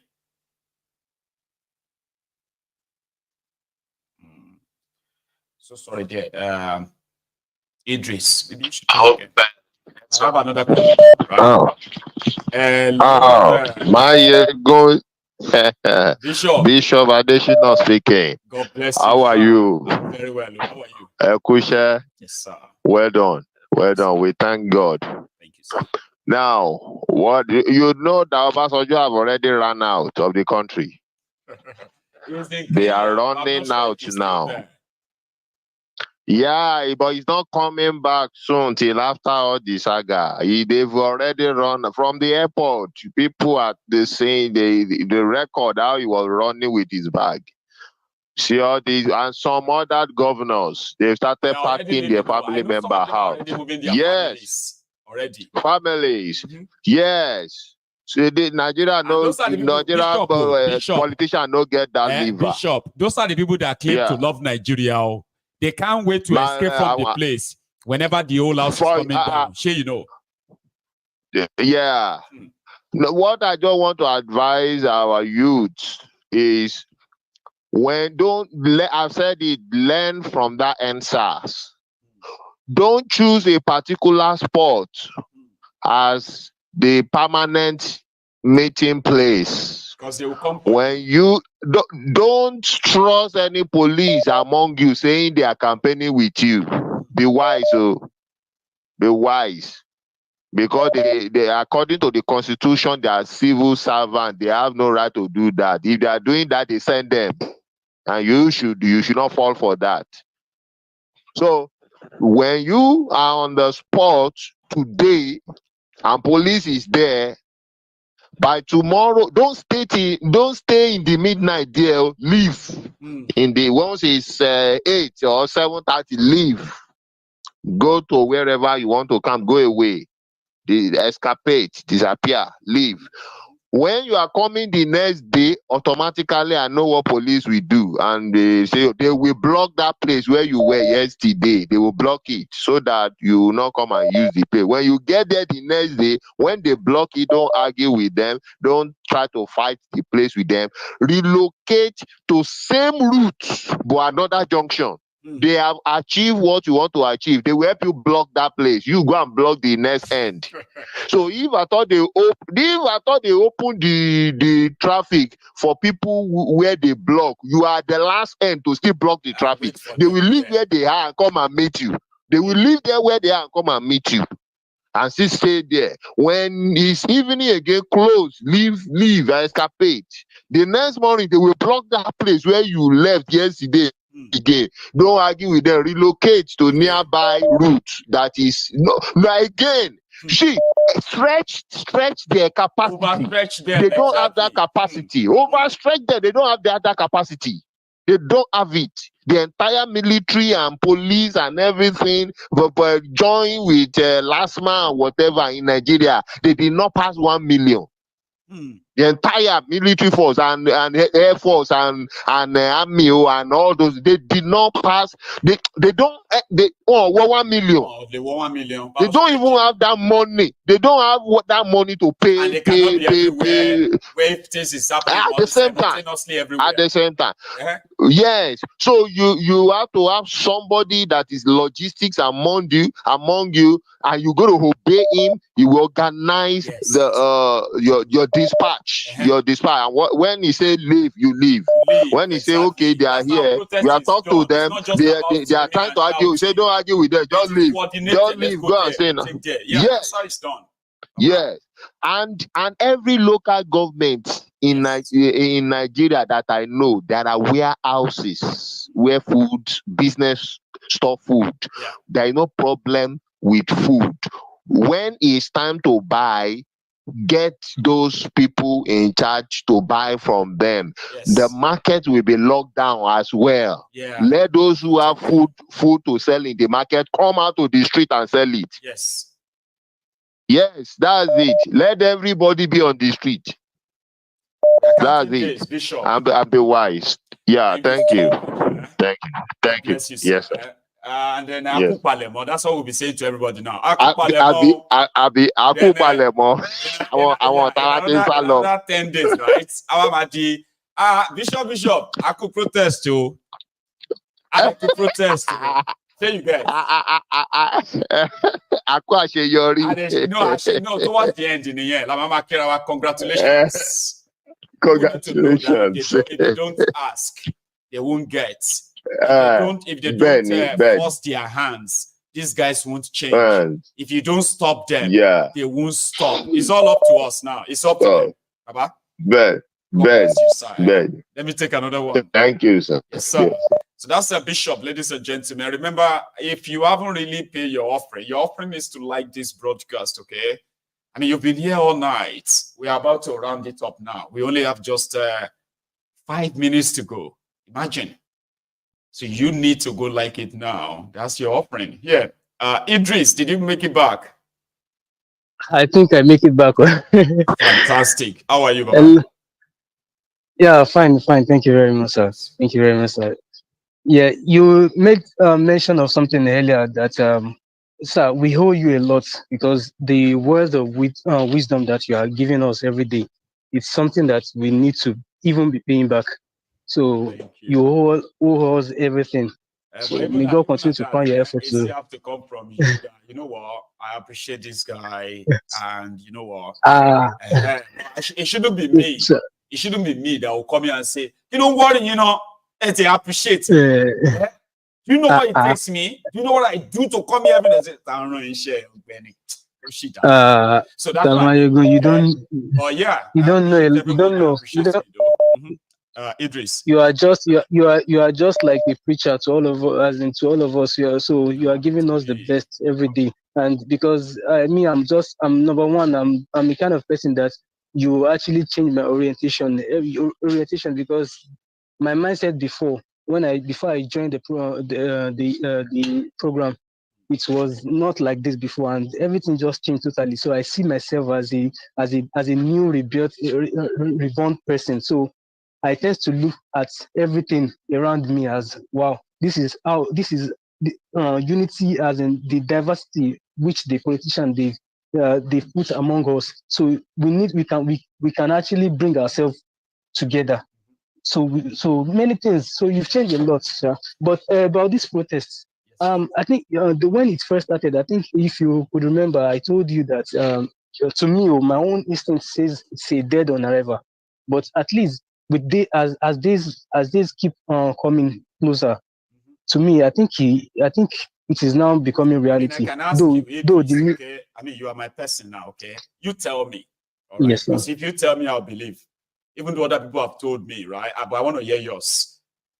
Are people talking about this protest around you? Like, yeah, no, yes, sir. yes. I'm not saying organizing it now. No, not organizing yet. I'm saying, are people talking about it like, you know what? Yes, sir. Yes, sir. Me, I will go. Me, I won't go. Yes, Have yes. you been having that kind in the area? Exactly, sir. Exactly. How strong would you say it is? People are now yes, I can say that people are now getting themselves together, that they really want it. Even the Abubakus, the Almaji, or everybody, I think it is now biting everybody, and everybody actually wants to come out. So they are just waiting for the spike, just to destroy everything, just to clap down, to see because if it's they going are to actually happen or not, and you know. yes. So it's to some they are still like 50-50, but to some people that they are even real diehard, that they are even ready for anything that will go wrong. They are even ready for the phase 2 of NSAS. So they are even ready for it.